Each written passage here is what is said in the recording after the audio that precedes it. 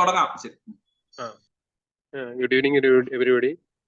അപ്പോൾ KGMന്റെ സർവീസിലെ ഇനീഷ്യേറ്റീവിൽ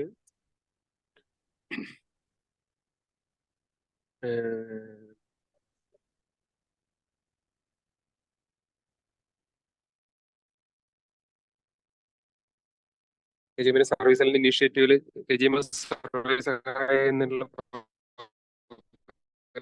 ഇന്നത്തെ 7 നമ്മൾ ചെയ്യുന്ന ഒരു സർവീസ് മാറ്റർ എന്ന് പറഞ്ഞാൽ ഡ്രങ്കൺനെസ് സർട്ടിഫിക്കേഷൻ ആണ്. അപ്പൊ അതൊരു ഓൾമോസ്റ്റ് എല്ലാ മെമ്പേഴ്സിനെയും ബാധിക്കുന്ന ഒരു കാര്യമാണ്. മറ്റൊരിക്കൽ അപ്പോൾ അതെങ്ങനെ ഡോക്യുമെന്റ് ചെയ്യണം, അത് കഴിഞ്ഞിട്ട് പിന്നെ കുറെ കാലം കഴിഞ്ഞിട്ടായിരിക്കും അത് കോർട്ടിൽ പോകുന്നത്. അപ്പൊ അതിനെ പറ്റി ഇപ്പോഴത്തെ ഒരു അപ്ഡേറ്റ്സും ചാലഞ്ചസിനെ പറ്റി പറയാനാണ് ഇന്ന് നമ്മൾ എത്തിയിരിക്കുന്നത്. ജനറൽ ഹോസ്പിറ്റലിലെ പോലീസ് സർജനായ ഡോക്ടർ ദീപു ആണ്. അപ്പോ ഈ പരിപാടിയിലേക്ക് ഒഫീഷ്യലായിട്ട് സ്വാഗതം പറയാനായിട്ട് ഡോക്ടർ ഷാരോൺ ക്ഷണിച്ചോളൂ. ഡോക്ടർ ഷാരോൺ.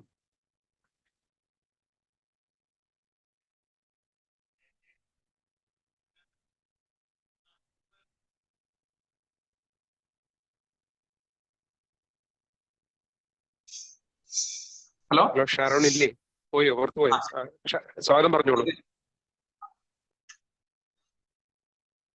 Good evening. ഇന്ന് നമ്മളുടെ സർവീസ് സഹായിയുടെ ഒരു എപ്പിസോഡും കൂടി പുതിയതായിട്ട് വരികയാണ്. ഇതിൽ പ്രധാനപ്പെട്ട ഒരു വിഷയമാണ് ഇന്ന് ദീപു സാർ എടുക്കാൻ പോകുന്നത്. അതിൽ നമുക്ക് ഏറ്റവും ആവശ്യമായിട്ടുള്ള എല്ലാ കാഷ്വാലിറ്റി മെഡിക്കൽ ഓഫീസേഴ്സും അതേപോലെ തന്നെ നമ്മുടെ പല ആശുപത്രികളിലും വരുന്ന ഒരു കാര്യമാണ്. നമ്മൾക്ക് ഏറ്റവും ഇമ്പോർട്ടന്റ് ആയിട്ടുള്ള ഡ്രങ്കൺ സർട്ടിഫിക്കറ്റ് എന്തൊക്കെ കാര്യങ്ങളാണ് നമ്മൾ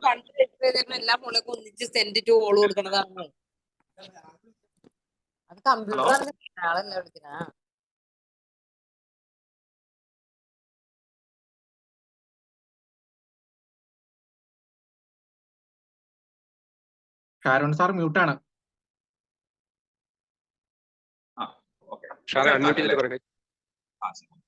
അപ്പോ നമ്മുടെ ഒരു പ്രധാന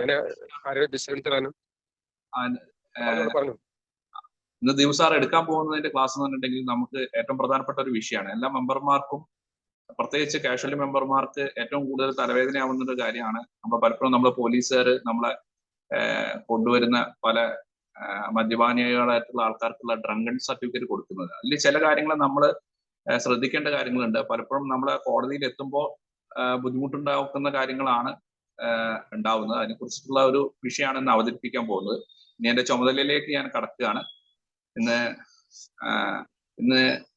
എല്ലാ സർവീസ് സഹായിയുടെ പേരിൽ ഞാൻ എല്ലാ സ്റ്റേറ്റ് നേതാക്കളെയും അതേപോലെ തന്നെ ജില്ലാ നേതാക്കളെയും എല്ലാ മെമ്പർമാരെയും അതോടൊപ്പം സർവീസ് സഹായിയുടെ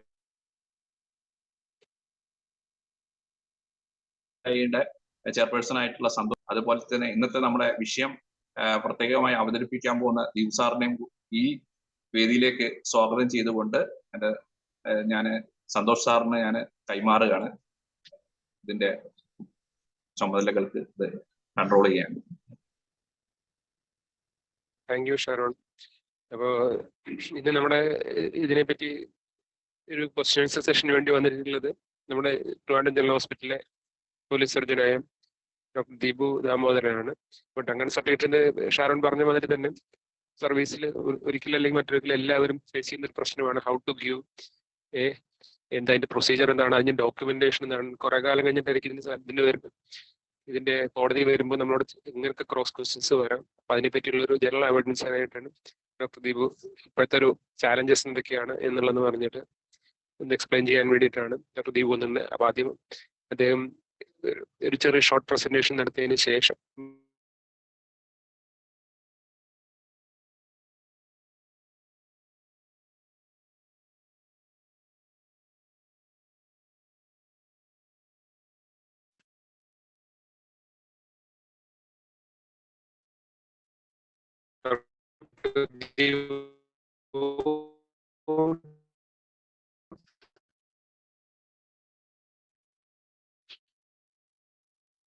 കേൾക്കുന്നുണ്ടോ? കട്ടായി പോകുന്നു. ഇപ്പൊ കേൾക്കാം.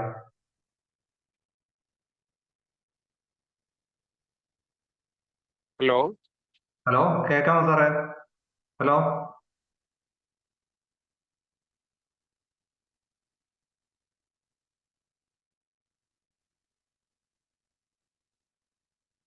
ഹലോ സന്തോഷ് ആ സാറെ ശരി. കേൾക്കുന്നുണ്ട്, ഇടയ്ക്കിടയ്ക്ക് ഡോക്ടർ ദീപു സ്റ്റാർട്ട് ചെയ്യാം നമുക്ക്. ഓക്കെ.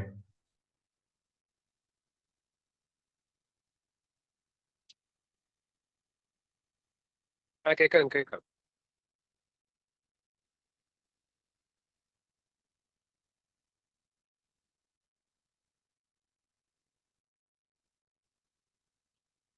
സ്ക്രീൻ ഷെയർ ആയിട്ടുണ്ടോ സാറേ? എന്നെ ഡോക്ടർ അഭിലാഷ് കേൾക്കുന്നുണ്ടോ? ഉണ്ട്, സ്ക്രീൻ ഷെയറിംഗ് കാണാം. ഓക്കെ കുഴപ്പമില്ല. ഡോക്ടർ ദീപുവിനെ ഞാൻ കോഹോസ്റ്റ് ആക്കിയിട്ടുണ്ട്. അവിടെ നിന്ന് സ്ക്രീൻ ഷെയർ ചെയ്യാം. ഓക്കെ ഓക്കെ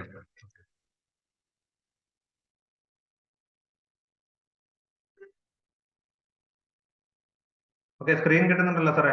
ഓക്കെ അല്ലേ? സ്റ്റാർട്ട് ചെയ്യാണേ. ഓക്കെയാണ്. Okay, thank you Santhosh sir, thank you Sharon sir. അപ്പോ ഇതിന് KGMയുടെ ഒരു പ്രസന്റേഷൻ ആയിട്ട് ഡ്രങ്കൺസിന് സന്തോഷ് സാർ എന്നെ കഴിഞ്ഞ ആഴ്ചയാണ് വിളിച്ചത്. അപ്പോ ഇതിനകത്ത് ആക്ച്വലി സാറ് പറഞ്ഞതെന്ന് വെച്ച് കഴിഞ്ഞാൽ ഇതൊരു തിയറിറ്റിക്കൽ പാർട്ടായിട്ട് എടുക്കാതെ മെഡിക്കൽ ഓഫീസേഴ്സിന് എന്താണ് കോടതിയിൽ പോകുമ്പോഴും മറ്റും സംശയങ്ങൾ വരാൻ സാധ്യതയും പുതിയ അതിന്റെ അപ്ഡേറ്റ്സ് എന്തെങ്കിലും ഉണ്ടെങ്കിൽ അത് കൺസൈസ് ആയിട്ട് എടുക്കാനായിട്ട് പറഞ്ഞിരിക്കുന്നത്. അപ്പൊ അതനുസരിച്ചാണ് ഞാൻ പവർ പോയിന്റ് പ്രിപ്പയർ ചെയ്തിരിക്കുന്നത്. അപ്പോ നമുക്ക് ആക്ച്വലി അറിയാം, ഓരോ മെഡിക്കൽ ലീഗൽ സർട്ടിഫിക്കറ്റിനും ബേസിക് ആയിട്ട് 3 പാർട്ടാണുള്ളത്. ഒന്നെന്ന് വെച്ച് കഴിഞ്ഞാൽ ആദ്യം നമ്മൾ ആ പേഷ്യൻസിന്റെ ഡീറ്റെയിൽസും ബാക്കി കാര്യങ്ങളും എൻറ്റർ ചെയ്യുന്നത്, രണ്ടാമത്തെ നമ്മുടെ എക്സാമിനേഷൻ പാർട്ടും, മൂന്നാമത്തത് ഒപ്പീനിയൻ പാർട്ടും. അപ്പോൾ എല്ലാ മെഡിക്കൽ ലീഗൽ സർട്ടിഫിക്കറ്റ്സിനും കോമൺ ആയിട്ട് ചില ഫാക്ടേഴ്സ് ഉണ്ട്. അത് നമ്മൾ സിമ്പിൾ ആണെന്ന് പറയുന്നുണ്ടെങ്കിലും അത് എല്ലാവരും ഫോളോ ചെയ്യുന്നുണ്ടോ എന്നുള്ളതും നമുക്ക് ബുദ്ധിമുട്ടായിട്ട് വരാറുണ്ട്. കാര്യം എന്ന് വെച്ച് കഴിഞ്ഞാൽ നമുക്കത് കോടതിയിൽ പോകുമ്പോഴാണ് അത് യഥാർത്ഥത്തിൽ ബുദ്ധിമുട്ട് വരുന്നത്. കൂടുതലായിട്ട് പോയിട്ടുള്ളവർ അത് കറക്റ്റ് ചെയ്ത് വരികയാണ് ചെയ്യുന്നത്. അതായത് നമ്മൾ എപ്പോഴും ഒരു മെഡിക്കൽ ലീഗൽ എക്സാമിനേഷൻ തുടങ്ങുന്നതിന് മുമ്പ്, അത് ഡ്രങ്കണ്ണസ് ആവാം, വൂണ്ട് സർട്ടിഫിക്കറ്റ് നമുക്ക് കാഷ്വാലിറ്റി വരുന്നതല്ലാതെ പോലീസ് കൊണ്ടുവരുന്നതാകാം, പോസ്റ്റ്മോർട്ടം എക്സാമിനേഷൻ ആകാം, എല്ലാത്തിലും അവരൊരു റിക്വസ്റ്റ് നമുക്ക് തരുന്നുണ്ട്. ആ റിക്വസ്റ്റ് പ്രോപ്പർലി സൈൻഡ് ആണോ, അതിനകത്ത് പോലീസ് സ്റ്റേഷന്റെ സീലുണ്ടോ, സ്റ്റേഷൻ ഹൗസ് ഓഫീസർ അല്ലെങ്കിൽ SI ആണോ അത് തന്നിരിക്കുന്നത്. പിന്നീട് നമുക്ക് CPOമാർക്ക് സാധാരണഗതിയിൽ അത് കറക്റ്റ് ചെയ്ത് സൈൻ ചെയ്യാനുള്ള അധികാരമില്ല. സ്റ്റേഷൻ ഹൗസ് ഓഫീസർക്ക് മാത്രമേ അത് കറക്റ്റ് ചെയ്യാനുള്ള അധികാരമുള്ളൂ. ഇത്രയും കാര്യങ്ങൾ നമ്മൾ നോക്കണം. നമുക്ക് തന്നെയാണോ അത് അഡ്രസ് ചെയ്തിരിക്കുന്നത് എന്നുള്ളത് പ്രധാനപ്പെട്ട ഒരു കാര്യമാണ്. ഇപ്പൊ ചിലപ്പോ ഫോറൻസിക് ഡിപ്പാർട്ട്മെന്റിലെ ഫോറൻസിക് പ്രൊഫസർക്കോ അല്ലെങ്കിൽ പോലീസ് സർജനോ നമ്മൾ അഡ്രസ് ചെയ്തിരിക്കുന്ന ഒരു പോസ്റ്റ്മോർട്ടം സർട്ടിഫിക്കറ്റ് നമ്മൾ മെഡിക്കൽ ഓഫീസർ ആയിരിക്കുമ്പോൾ ചെയ്യേണ്ട കാര്യമില്ല. അതുപോലെ ഓരോ എക്സാമിനേഷൻ നമുക്ക് കിട്ടുന്ന റിക്വസിഷൻ പ്രോപ്പർ ആണോ എന്ന് നോക്കണം. ആ റിക്വസിഷൻ യഥാർത്ഥത്തിൽ പലയിടത്തും പറപ്പിച്ച് കളയുകയാണ് ചെയ്യുന്നത്. അത് അങ്ങനെയല്ല, ഒരു ഫയൽ ചെയ്ത് വെക്കുന്നത് വളരെ ഇമ്പോർട്ടന്റ് ആയിട്ടുള്ള കാര്യമാണ്. ഫയൽ ചെയ്ത് വെക്കുന്നത് നമുക്ക് എന്തെങ്കിലും പിന്നീട് ഒരു ആവശ്യം വരികയാണ്. ഇപ്പൊ അവർ എക്സാമിനേഷന് ചോദിച്ചിട്ടുണ്ട്, ബ്ലഡ് കളക്ട് ചെയ്തിട്ടില്ല എന്ന് നമ്മളടുത്ത് പറയുന്നു. അപ്പൊ നമുക്ക് ആ റിക്വസിഷൻ അവിടെ ഉണ്ടെങ്കിൽ അതിൽ കളക്ട് ചെയ്യാൻ ചോദിച്ചിട്ടുണ്ടോ ഇല്ലയോ എന്നുള്ളത് നമുക്കറിയാം. അത് പോയി കഴിഞ്ഞാൽ നമുക്ക് അറിയാനായിട്ട് പറ്റില്ല. അപ്പൊ അത് സൂക്ഷിച്ചു വെക്കുന്ന ഒരു ഇമ്പോർട്ടന്റ് ആയിട്ടുള്ള കാര്യമാണ്. പിന്നീട് നമ്മുടെ എല്ലാ എക്സാമിനേഷനകത്തും ഡേറ്റ്, ടൈം, നമ്മുടെ എക്സാമിനേഷൻ ടൈം നോട്ട് ചെയ്യേണ്ടത് വളരെ ഇമ്പോർട്ടന്റ് ആണ്. നമുക്ക് കോടതിയിൽ പോകുന്ന സമയത്താണ് എപ്പോഴാണ് ഡോക്ടർ വന്നത്, ഇയാൾ എത്ര മണിക്കാണ് എക്സാമിൻ ചെയ്തത്, അങ്ങനെയുള്ള ഒരുപാട് ഫാക്ടേഴ്സ് കോടതിയിൽ വെച്ച് ടെസ്റ്റ് ചെയ്യും. അപ്പൊ അത് നമുക്ക് തെറ്റാൻ പാടില്ല. നമ്മുടെ OP ടിക്കറ്റ് എടുത്തു കഴിഞ്ഞ ശേഷമാണ് വരുന്നതെങ്കിൽ അത് കഴിഞ്ഞിട്ടുള്ള ടൈം ആയിരിക്കണം വരേണ്ടത്. അതിന് മുമ്പുള്ള ടൈം വന്നു കഴിഞ്ഞാൽ അത് മെഡിക്കൽ ലീഗലി ഒരു പ്രോബ്ലം വരും. അതുപോലെ തന്നെ നമ്മളൊരു പോസ്റ്റ്മോർട്ടം ചെയ്യുമ്പോഴത്തേക്കായാലും നമുക്ക് ഇൻക്വസ്റ്റിന്റെ ടൈം ഉണ്ട്. ഇൻക്വസ്റ്റിന് തുടങ്ങുന്നതും അവസാനിക്കുന്നതുമായിട്ട് ഒരു 1.5 മണിക്കൂർ എടുത്ത ശേഷമാണ് ഇൻക്വസ്റ്റ് പ്രിപ്പയർ ചെയ്യുന്നത്. അപ്പം ദൂരെയുള്ള ഒരു സ്ഥലത്ത് നിന്നുള്ള കൊണ്ടുവരുന്ന ബോഡി ആണെങ്കിൽ നമ്മൾ ഇപ്പോഴത്തെ ടൈം അവരെപ്പോഴാണ് വെച്ചിരിക്കുന്നത്, അവിടെ നിന്നുള്ള ട്രാൻസ്പോർട്ടേഷൻ ടൈം കഴിഞ്ഞ ശേഷമുള്ള ടൈമിൽ മാത്രമേ നമ്മൾ ബോഡി റിസീവ് ചെയ്ത് എൻ്റർ ചെയ്യാവൂ. ഇത് ഞാൻ കോമൺ ആയിട്ട് പറഞ്ഞതാണ്. പിന്നീട് നിങ്ങൾക്ക് അറിയാം, ഒരു കോളംസും ബ്ലാങ്ക് ആയിട്ട് വിടരുത്. ഒന്നുകിൽ NA, NIL എന്ത് വേണമെങ്കിലും നിങ്ങൾക്ക് എഴുതാനായിട്ട് പറ്റും. പിന്നീട് കൺസെന്റിന്റെ കാര്യമാണ്. കൺസെന്റ് ഞാൻ തുടർന്ന് ഡിസ്കസ് ചെയ്യുന്നുണ്ട്. പിന്നെ അക്കമ്പനിങ് CPOയുടെ കയ്യിൽ നിന്ന് സിഗ്നേച്ചർ വാങ്ങാനുള്ള ഒരു കോളം മിക്കവാറും എല്ലാ മെഡിക്കൽ ലീഗൽ സർട്ടിഫിക്കറ്റിനും ഉണ്ട്. അത് മറന്നു പോകാതെ വാങ്ങുക. അത് താഴെ റിസീവ് ചെയ്യുന്ന ഭാഗത്ത് CPOയുടെ സിഗ്നേച്ചർ വാങ്ങുക. പിന്നീട് മൂന്നാമത്തെ ട്രിപ്ലറ്റ് കോപ്പിയുടെ പുറകിൽ അത് റിസീവ് ചെയ്തതായിട്ട് CPOയെ കൊണ്ട് ഒപ്പിട്ട് വാങ്ങുക. ഈ 3 കാര്യങ്ങൾ ഇമ്പോർട്ടന്റ് ആണ്. ഒരു കോടതിയിൽ വെച്ച് പോയപ്പോൾ ഒരു സ്ഥലത്ത് CPOയുടെ പേരെഴുതി താഴെ CPOയുടെ പേര് എഴുതാതെ സിഗ്നേച്ചർ ചെയ്തു. അത് ഡിഫൻസ് വക്കീല് കുറെ പ്രാവശ്യം എന്നെ ക്രോസ് ചെയ്ത് ചോദിച്ചു. അത് ആക്ച്വലി വേറെ കാര്യമൊന്നും ഉണ്ടായിട്ടല്ല, അവർക്ക് എന്തെങ്കിലും ഒരു ചെറിയ ലൂപ്പോൾ കിട്ടിക്കഴിഞ്ഞാൽ നമ്മളെ അത് വെച്ച് ചോദിച്ചിട്ട് ഇയാൾ കൊണ്ടുവന്നെന്ന് ഉറപ്പാണോ, ഈ CPO തന്നെയാണോ വന്നത്. പിന്നീട് ജഡ്ജി അത് അതിന്റെ ആവശ്യമില്ല എന്ന് പറഞ്ഞു കഴിഞ്ഞപ്പോഴാണ് നിർത്തിയത്. അപ്പൊ അങ്ങനെയുള്ള ഫാക്ടേഴ്സ് ഒഴിവാക്കാതിരിക്കാനായിട്ട് ആ കോളം ഒരിക്കലും ബ്ലാങ്ക് ആയി വിടരുത്. കാര്യം ആരാണ് നിങ്ങളെ ഈ പ്രതിയെ കൊണ്ടുവന്നതെന്നുള്ളത് ഇമ്പോർട്ടന്റ് ആണ്. അത് റിക്വസ്റ്റിലുള്ള അതേ CPO തന്നെ ആയിരിക്കുകയും വേണം. വേറൊരാളെ കൊണ്ട് ഇത് സൈൻ ചെയ്യിപ്പിക്കുക. 2 CPO വന്നിട്ടുണ്ടെങ്കിൽ ആരുടെ പേരാണോ റിക്വസ്റ്റിൽ പറഞ്ഞിരിക്കുന്നത് ആ CPO കൊണ്ട് മാത്രമേ ഈ കോളം സൈൻ ചെയ്യിപ്പിക്കാവൂ. അബ്രീവിയേഷൻസ് യൂസ് ചെയ്യരുത്. ഹാൻഡ് റൈറ്റിംഗ് ലെജിബിൾ ആയിരിക്കണം. ഈ ഹാൻഡ് റൈറ്റിംഗ് ലെജിബിൾ ആയിരിക്കണം എന്ന് നമ്മൾ പറയുന്ന ഒരേ ഒരു കാര്യം, വൂണ്ട് സർട്ടിഫിക്കറ്റ് ആയാലും എന്ത് സർട്ടിഫിക്കറ്റ് അതിനകത്ത് ചില റെലവൻസ് പോയിന്റ്സ് ഉണ്ട്. അതായത് ഇപ്പൊ വൂണ്ട് സർട്ടിഫിക്കറ്റ് ആണെങ്കിൽ ഇഞ്ചുറീസ് ഇപ്പം ഗ്രീവസ് ആണോ അല്ലയോ എന്നാണ് മെയിൻ ആയിട്ട് പോലീസിന് അറിയേണ്ടത്. ഇപ്പൊ ഗ്രീവസ് ആണെങ്കിൽ എന്ത് പറ്റുമെന്ന് വെച്ച് കഴിഞ്ഞാൽ അവർക്ക് സെക്ഷൻ ജാമ്യം വേണം, ജാമ്യം ഇല്ലാത്ത വകുപ്പുകൾ അതൊക്കെ ചേർക്കാനുള്ള. അപ്പം നമ്മൾ എഴുതുന്ന കാര്യങ്ങൾ മനസ്സിലായില്ലെങ്കിൽ അത് ഹെഡ് ഇഞ്ചുറി ഉണ്ടോ, ഫ്രാക്ചർ ഉണ്ടോ, ടൂത്ത് എന്തെങ്കിലും പ്രോബ്ലംസ് ഉണ്ടോ, ഹെഡ് ഇഞ്ചുറി ഉണ്ടോ, അങ്ങനെയുള്ള കുറച്ച് കാര്യങ്ങളാണ് അവർക്ക് അറിയേണ്ടത്.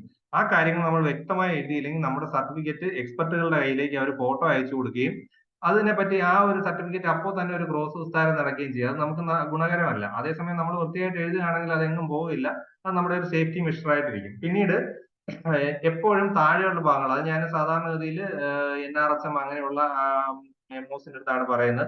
അവർ ആക്ച്വലി പിന്നീട് നമ്മുടെ സൂപ്രണ്ടോ അല്ലെങ്കിൽ ചാർജ് മെഡിക്കൽ ഓഫീസറോ പൊയ്ക്കോളൂ എന്നുള്ള രീതിയിൽ അവരുടെ പേര് എഴുതാതെ ഒരു ഷൂ വരച്ച ശേഷം സീലിട്ട് കൊടുത്തു വിടുന്ന ഒരു ഇതുണ്ട്. അത് ഒരിക്കലും ശരിയായ ഒരു നടപടിയല്ല. നമ്മുടെ മെഡിക്കൽ ലീഗൽ സർട്ടിഫിക്കറ്റ് എന്ന് പറയുന്നത് നമ്മുടെ ഉത്തരവാദിത്തമാണ്. പേര്, നമ്മുടെ സീല്, ഓഫീസ് സീല്, ഈ 3 കാര്യങ്ങൾ അതിൽ കാണണം. അഡീഷണൽ പേപ്പേഴ്സിലും അത് കാണണം. അഡീഷണൽ പേപ്പേഴ്സ് എന്തെങ്കിലും യൂസ് ചെയ്യുന്നെങ്കിൽ അത് നമ്പർ ചെയ്യുകയും വേണം.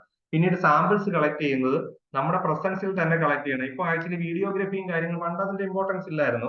വീഡിയോഗ്രാഫിയും കാര്യങ്ങളും ഉള്ള ഒരു സമയമായതുകൊണ്ട് ഇപ്പൊ നമ്മൾ നമ്മുടെ റൂമിൽ ഇരുന്ന ശേഷം പേഷ്യന്റിനെ അപ്പുറത്തേക്ക് വിട്ട് ബ്ലഡ് കളക്ട് ചെയ്യും, നമ്മൾ അയാളെ അക്കമ്പനി ചെയ്ത് പോവുകയും ചെയ്യാതിരുന്നു കഴിഞ്ഞാൽ വേണമെങ്കിൽ ഈ ഒരു വീഡിയോ പ്രൂഫായിട്ട് കാണിക്കാം.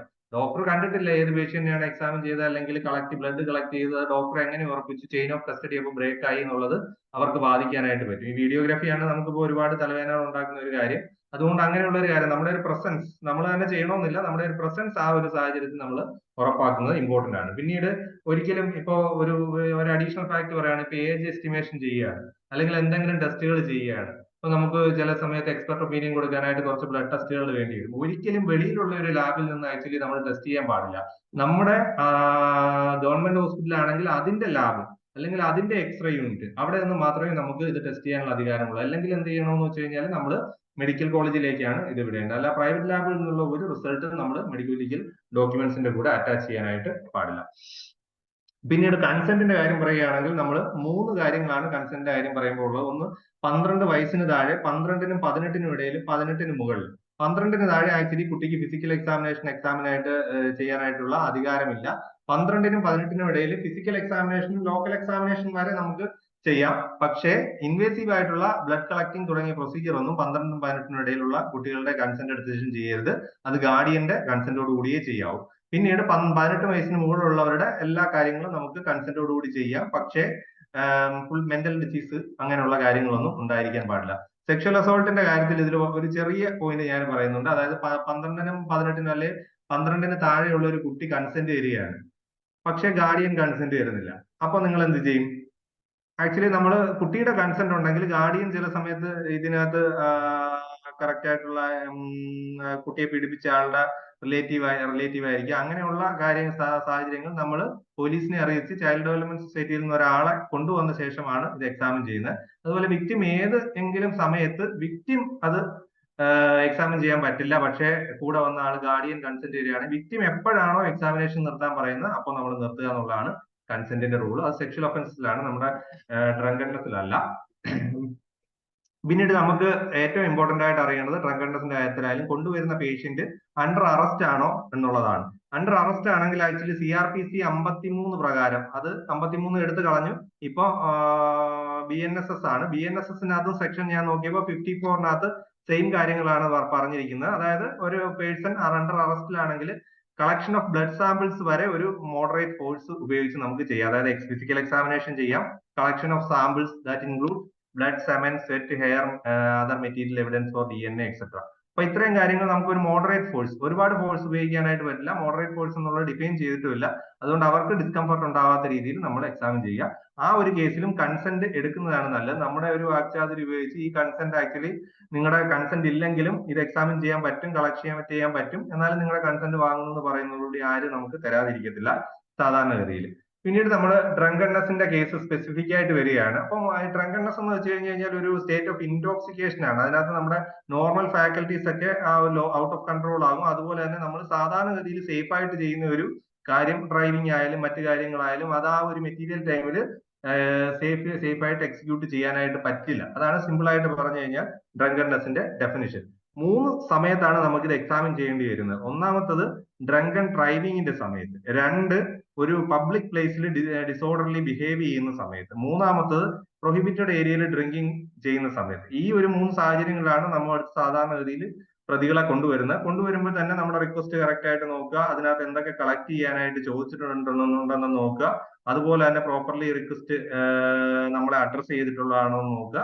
പിന്നീട് എത്ര പ്രതികളെയാണ് എക്സാമിൻ ചെയ്യാൻ കൊണ്ടുവന്നിട്ടുള്ളത് എന്നൊരു കാര്യമുണ്ട്. അതിന്റെ കാര്യം ഞാൻ പിന്നീട് പറയാം. ഇപ്പൊ നമ്മുടെ പുതിയ റൂൾസ് വന്നത് പ്രകാരം ഒരു സമയത്ത് ഒരാളെ മാത്രമേ നമ്മുടെ അവിടത്തേക്ക് മെഡിക്കൽ ലീഗൽ എക്സാമിനേഷന് കൊണ്ടുവരാവുന്നുണ്ട്. പക്ഷെ ഡ്രങ്കണ്ണസ് പബ്ലിക് ഡ്രിങ്കിങ്ങിലേക്ക് അതിനൊരു എക്സെപ്ഷൻ ഉണ്ട്. അത് നമ്മുടെ ഇപ്പോഴത്തെ പുതിയൊരു റൂൾ വന്ന, അതായത് നമ്മുടെ കസ്റ്റഡിയിലുള്ള ആൾക്കാരെ നമ്മുടെ എക്സാമിനേഷന് കൊണ്ടുവരുമ്പോൾ പാലിക്കേണ്ട റൂൾസ് KGMയുടെ ഒക്കെ നിർബന്ധപ്രകാരം പുതുക്കി ഇറക്കിയിട്ടുണ്ട് വന്ദനാദാസ് കേസിന്റെ. അതിനകത്ത് വ്യക്തമായിട്ട് പറയുന്നുണ്ട്. അതിനകത്ത് ഒരു എക്സെപ്ഷൻ ആണ് ഈ ഡ്രങ്കണ്ണസ് കേസ്. മൾട്ടിപ്പിൾ ആൾക്കാരെ കൊണ്ടുവരാം, പക്ഷെ സേഫ് ആയിട്ടും സെക്യൂർ ആയിട്ടും മാത്രമേ കൊണ്ടുവരാനായിട്ട് പറ്റൂ. പിന്നീട് ഡ്രങ്കൺ ഡ്രൈവിംഗില് ആക്ച്വലി നേരത്തെ പറഞ്ഞിരുന്നതെന്ന് വെച്ച് കഴിഞ്ഞാൽ ഡ്രങ്കൺ ഡ്രൈവിംഗ് കേസുകളിലാണ് മാൻഡേറ്ററി ആയിട്ട് ബ്ലഡ് കളക്ട് ചെയ്യണമെന്ന് പറഞ്ഞിരുന്നത്. പക്ഷെ 2018 ഒരു ഹൈക്കോർട്ട് ഓർഡർ പ്രകാരം എല്ലാ കേസുകളിലും ബ്ലഡ് സാമ്പിൾ കളക്ട് ചെയ്ത് അതിന്റെ റിസൾട്ടും കൂടി വന്ന ശേഷം മാത്രമേ person consumed alcohol or not എന്ന് പറയാൻ പറ്റൂ എന്ന് വ്യക്തമായിട്ട് കോടതി പറഞ്ഞിട്ടുണ്ട്.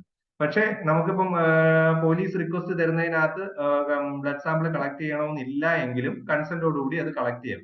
ഇപ്പം മിക്കവാറും എല്ലാ കേസുകളിലും കളക്ട് ചെയ്യുന്നതാണ് സേഫ് എന്നാണ് എന്റെ ഒരു അഭിപ്രായം.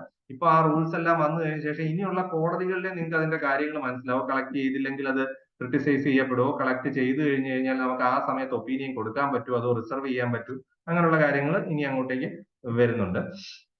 അപ്പൊ ഡ്രങ്കണ്ണ സർട്ടിഫിക്കറ്റിനകത്ത് ഞാൻ വളരെ കുറച്ച് കാര്യങ്ങൾ മാത്രമേ പറയുന്നുള്ളൂ. എല്ലാ പേജുകളും ഞാനൊന്ന് കാണിച്ചു പോവാം. അപ്പൊ ഇനിഷ്യൽ പാർട്ടിൽ ആരുടെ കയ്യിൽ നിന്നാണ് റിക്വസ്റ്റ് റിസീവ് ചെയ്യുന്നത്, അക്കമ്പനിങ് PC ഏതാണെന്നുള്ള കാര്യങ്ങളെല്ലാം ഉണ്ട്, ആളുടെ പേര്, അഡ്രസ്സ്, പിന്നീട് ഐഡന്റിഫിക്കേഷൻ മാർക്സ് വളരെ ഇമ്പോർട്ടന്റ് ആണ്. എനിക്ക് ഒരുപാട് കോടതി പോയിട്ടുണ്ടെങ്കിലും കഴിഞ്ഞ ഒരു കേസ് മർഡർ കേസ് വിക്ടിമിനെ എക്സാമിൻ ചെയ്ത വൂണ്ട് സർട്ടിഫിക്കറ്റിനാണ് യഥാർത്ഥത്തിൽ പോയി 5 വർഷത്തിന് ശേഷം പ്രതിയെ ഐഡന്റിഫൈ ചെയ്യാനായിട്ട് കോടതി പറഞ്ഞത്. നമ്മൾ ആക്ച്വലി എക്സ്പോസ്ഡ് പാർട്സിലുള്ള ID മാർക്സ് മാഞ്ഞു പോകാത്ത കാര്യങ്ങൾ വ്യക്തമായിട്ട് എഴുതിയിരിക്കണം. അത് കോടതിയുടെ പ്രതിക്കൂട്ടിൽ നിന്ന് ഇറങ്ങി അവരുടെ അടുത്ത് പോയി നോക്കി, അല്ലാതെ ചുമ്മാ എന്നെയാളെ എക്സാമിൻ ചെയ്ത് ഞാനാണ് എക്സാമിൻ ചെയ്തെന്ന് പറയരുത്. അവിടെ പോയി എക്സാമിൻ ചെയ്ത് ID മാർക്സ് വായിച്ച് കേൾപ്പിച്ച് ഈ ID മാർക്സ് ഇദ്ദേഹത്തുണ്ട്, ഇദ്ദേഹത്തെ തന്നെയാണ് എക്സാമിൻ ചെയ്യുന്നത് പ്രത്യേകം കോടതിയോട് നമ്മൾ പറയേണ്ടതാണ്. പിന്നീട് നമ്മൾ ആ ഒരു ഹിസ്റ്ററി എടുക്കുന്നതാണ്. അതായത് നമ്മൾ ഒരു ഡ്രങ്കണ്ണസ് പേഷ്യന്റിനെ നമ്മുടെ അടുത്തേക്ക് കൊണ്ടുവരുമ്പോൾ ഇപ്പോഴത്തെ റൂൾ അനുസരിച്ച് ആള് വയലന്റ് ആണെങ്കിൽ അക്കമ്പനി ചെയ്തേ കൊണ്ടാവും, ഹാൻഡ് കഫ് ഇട്ട് അറസ്റ്റഡ് ആണെങ്കിൽ ഹാൻഡ് കഫ് ഇട്ട് കൊണ്ടുവരണം, നമ്മുടെ കൺവീനിയൻസ് അനുസരിച്ച് സേഫ്റ്റി മെഷേഴ്സ് ഉപയോഗിച്ച ശേഷമേ കൊണ്ടുവരാവൂ.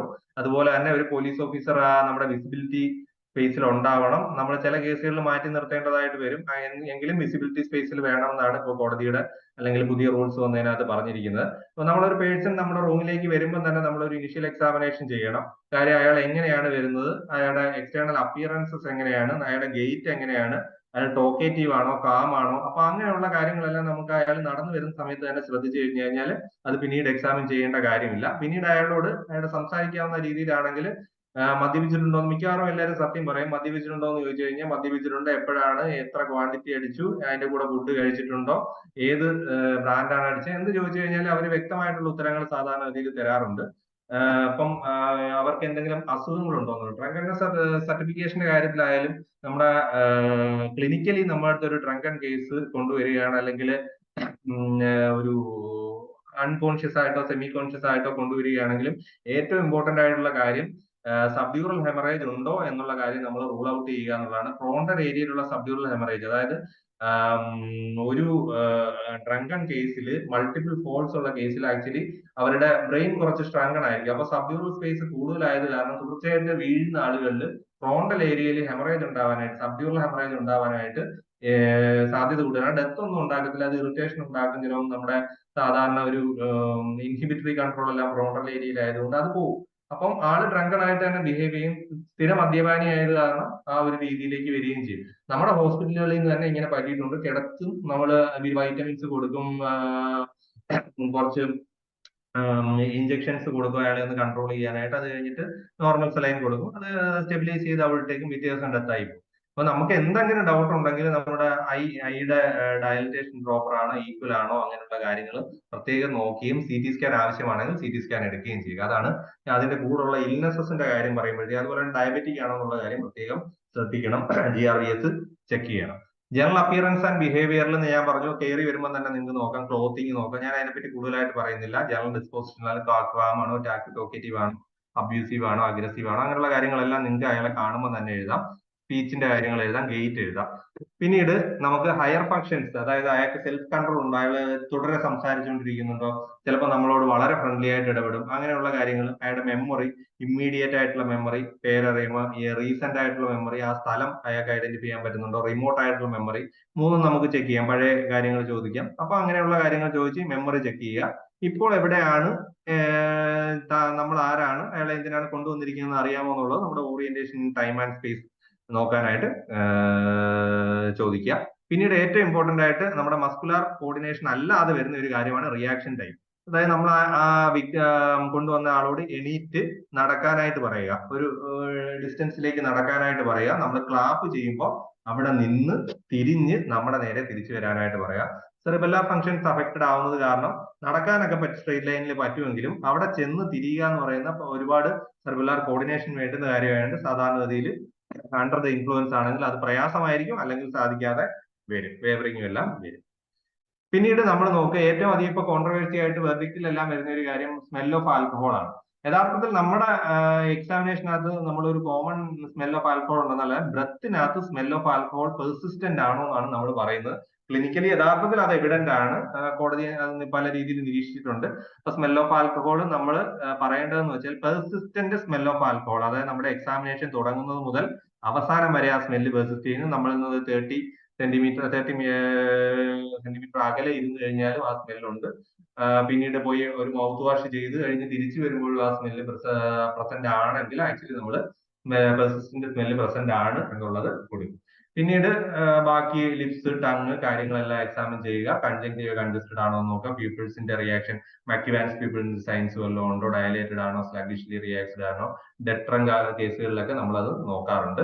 പിന്നെ വിഷ്വൽ അക്യൂറ്റി ഒക്കെ നോക്കണമെന്നുണ്ട്, അതൊന്നും നമുക്ക് സാധിക്കത്തില്ല. ഇനിഷ്യൽ എക്സാമിനേഷനകത്ത് 2 ടൈപ്പിലുള്ള നിസ്റ്റാഗ്മസ്, അതായത് ആൽക്കഹോൾ കോൺസെൻട്രേഷൻ അറിയാനായിട്ടാണ്. അത് ഗേസ് നിസ്റ്റാഗ്മസിന് ഒരു കോൺസെൻട്രേഷൻ ആണ്. അതായത് നമ്മൾ സാധാരണ എക്സാമിൻ ചെയ്യുന്ന പോലെ വിരല് ദൂരേക്ക് വെച്ചിട്ട് അതിലേക്ക് ഗേസ് ചെയ്യാൻ പറയുമ്പോഴത്തേക്ക് നിസ്റ്റാഗ്മസ് വരുന്നുണ്ടോ, പൊസിഷൻ ആൽക്കഹോളിക് നിസ്റ്റാഗ്മസ്, തല ചരിക്കുമ്പോഴത്തേക്ക് നിസ്റ്റാഗ്മസ് വരുന്നുണ്ടോ, ആ 2 കാര്യങ്ങൾ നമ്മൾ നോക്കുക. അത് ആൽക്കഹോൾ കോൺസെൻട്രേഷനുമായിട്ട് ബന്ധപ്പെട്ടിരിക്കുന്നതാണ്, അത് പറയാം.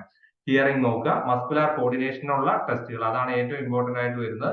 ഒരു സ്ട്രെയിറ്റ് ലൈനിൽ വാക്ക് ചെയ്യുക, ഒരു ഫ്ലോറിൽ നിന്ന് ഒരു ഒബ്ജക്ട് എടുക്കുക, ഫിംഗർ നോസ് ഫുൾ എക്സ്റ്റൻഡ് ആയിട്ടുള്ള ഫിംഗർ നമ്മുടെ ഫിംഗർ ടിപ്പിൽ തൊടുക, അല്ലെങ്കിൽ നോസിൽ തൊടുക. ആ ടെസ്റ്റുകൾ കറക്റ്റ് ആയിട്ട് ചെയ്യുക. റോംബേഴ്സ് ടെസ്റ്റ് ചെയ്യുന്നത് എണീറ്റ് നിന്ന ശേഷം കാലുകൾ രണ്ടും അടുപ്പിച്ച് വെച്ച് കൈയും നേരെ വെച്ച ശേഷം നമ്മൾ കണ്ണടച്ച് 2 സൈഡിലും ആളെ സപ്പോർട്ട് ചെയ്തുകൊണ്ട് വേണം റോംബേഴ്സ് ടെസ്റ്റ് ചെയ്യാനായിട്ട്. അത് നോക്കുക. പിന്നീട് ജോമെട്രിക് ഫിഗേഴ്സ് നോക്കുക എന്ന് പറയുന്നത് നമുക്കൊരു രസകരമായിട്ടുള്ള കാര്യമാണ്. ഒരു സ്റ്റാർ വരയ്ക്കാൻ പറഞ്ഞു കഴിഞ്ഞാൽ നമുക്ക് പല രീതിയിലുള്ള സ്റ്റാറുകൾ കാണാം. പെട്ടെന്ന് തന്നെ ഐഡന്റിഫൈ ആയിട്ട് ഇൻഫ്ലുവൻസ് ആണോ ഇല്ലയോ എന്നുള്ളത്. സ്റ്റാർ ആണ് നമ്മൾ ഏറ്റവും കോമൺ ആയിട്ട് യൂസ് ചെയ്യുന്നത്. അത് സാധാരണഗതിയിൽ സ്റ്റാർ വരച്ചെത്തിക്കാനായിട്ട് കുറച്ച് പ്രയാസമുണ്ട്. പിന്നീട് സിസ്റ്റമിക് എക്സാമിനേഷൻ നമ്മൾ നോർമൽ ആയിട്ട് ചെയ്യുന്ന കാര്യങ്ങളെല്ലാം ചെയ്യണം. Pulse, BP, temperature, CVS, CNS, respiratory system എല്ലാം നോക്കുക. റിഫ്ലക്സസ് നോർമൽ ആണോ, സ്ലഗിഷ് ആണോ, എക്സാജറേറ്റഡ് ആണോ, അത്രയും കാര്യങ്ങൾ നോക്കുക നമ്മൾ. പിന്നീട് കളക്ഷൻ ഓഫ് സാമ്പിൾസിലേക്ക്, അതായത് ബ്ലഡ് സാമ്പിൾ നമ്മൾ കളക്ട് ചെയ്യുന്നത് 5 ml ബ്ലഡ് സാമ്പിൾ വേണമെന്നാണ് നമ്മുടെ ഇപ്പോഴത്തെ EDT അല്ല, നമ്മുടെ സോഡിയം ക്ലോറൈഡിന്റെ ബോട്ടിലായാലും EDTA ബോട്ടിലായാലും ആക്ച്വലി 2 ml ഉള്ളൂ. സോഡിയം ക്ലോറൈഡിന്റെ ബോട്ടിൽ അവൈലബിൾ ആയിട്ടുള്ള സ്ഥലങ്ങളുണ്ട്. അത് സോഡിയം ക്ലോറൈഡ് ആണ് ആൽക്കഹോളിനകത്ത് പ്രിസർവേറ്റീവ് ആയിട്ട് ഉപയോഗിക്കുന്നത്. യൂറിൻ ആയാലും ബ്ലഡ് ആയാലും 5 ml ഇതിനകത്ത് ഒരു പിഞ്ച് ഇടുകയാണ് സാധാരണഗതിയിൽ ചെയ്യുന്നത്. അപ്പൊ ബ്ലഡും യൂറിനും പ്രിസർവ് ചെയ്യുന്നതാണ് യഥാർത്ഥത്തിൽ ഐഡിയൽ ആയിട്ടുള്ളത്. നമുക്ക് സാധിക്കണമെന്നില്ല. ബ്ലഡ് കളക്ട് ചെയ്യുക, ബ്ലഡ് എങ്കിലും കളക്ട് ചെയ്യണം. കാര്യം ഇത്രയും കാര്യങ്ങൾ ചെയ്ത ശേഷമാണ് നമ്മൾ ഒപ്പീനിയൻ പാർട്ടിലേക്ക് വരുന്നത്. സാർ അരമണിക്കൂർ എടുക്കാമെന്ന് പറഞ്ഞുകൊണ്ട് ഞാൻ അല്പം ഫാസ്റ്റ് ആയിട്ട് പോവുകയാണ്. അപ്പൊ ഒരു ഒപ്പീനിയൻ പാർട്ടിലേക്ക് വരുമ്പോൾ എന്തായിരുന്നു പണ്ടുണ്ടായിരുന്ന ഒരു വ്യത്യാസം, എന്താണ് ഇപ്പോൾ ഉണ്ടായുള്ള ഒരു വ്യത്യാസം. അതായത് 2018 നിങ്ങൾക്ക് നോക്കി കഴിഞ്ഞു കഴിഞ്ഞാൽ കാണാം, കേരള ഹൈക്കോർട്ട് പറഞ്ഞിരിക്കുന്നത് എന്താണെന്ന് വെച്ച് കഴിഞ്ഞാൽ, smell of alcohol is not sufficient to charge a person for drinking in public place. either a blood test or breath analyzer. breath analyzer test ആയാലും അവർ വാലിഡ് ആയിട്ട് എടുക്കത്തില്ല. അപ്പൊ ബ്ലഡ് ടെസ്റ്റ് തന്നെയാണ് എടുക്കുന്നത്. Is required to prove drunkenness. അങ്ങനെ തന്നെ കോടതി ക്ലിയർ ആയിട്ട് പറഞ്ഞിട്ടുണ്ട്. അത് മാത്രമല്ല നമ്മുടെ ഇപ്പോഴത്തെ അതായത് ഒരു മെഡിക്കൽ ലീഗൽ പ്രോട്ടോകോൾ ഗവൺമെന്റ് ഇറക്കിയിട്ടുണ്ട്. Additional guide lines four producing A person before registered medical practitioner. അതിനകത്ത് 4ാമത്തെ പോയിന്റ് നിങ്ങൾ നോക്കി കഴിഞ്ഞു കഴിഞ്ഞാൽ under the influence of alcohol ഉള്ള ആളെ ഇൻസ്റ്റിറ്റ്യൂഷനിൽ കൊണ്ടുവരുമ്പോൾ സേഫ്റ്റി പ്രോട്ടോകോൾസ് എല്ലാം പാലിക്കണമെന്ന് പറയുന്നതിന്റെ കൂടെ തന്നെ ലാസ്റ്റ് സെന്റൻസ് പറഞ്ഞു കഴിഞ്ഞാൽ നോക്കി കഴിഞ്ഞാൽ നമുക്ക് കാണാം. ക്ലോസ് നമ്പർ 3 ആണ്.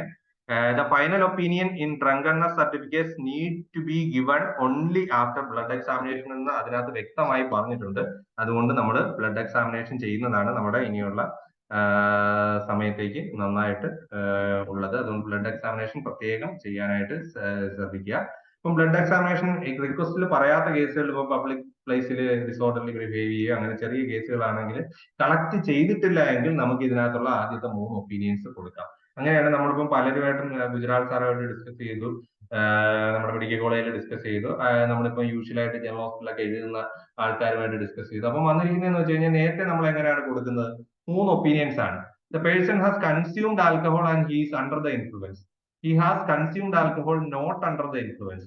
Has not consumed alcohol. ഈ 3 ഒപ്പീനിയനാണ് നമുക്ക് നേരത്തെ ഉണ്ടായിരുന്നത്. എങ്ങനെയാണ് അതിനകത്തേക്ക് എത്തിപ്പെടുക എന്ന് വെച്ച് കഴിഞ്ഞാൽ അണ്ടർ ദ ഇൻഫ്ലുവൻസ് പറയണമെങ്കിൽ പെർസിസ്റ്റന്റ് സ്മെൽ ഓഫ് ആൽക്കഹോൾ വേണം, ഗെയിറ്റ് അൺസ്റ്റഡി ആയിരിക്കണം, ഡിഫക്റ്റീവ് മസ്കുലാർ കോർഡിനേഷൻ വേണം.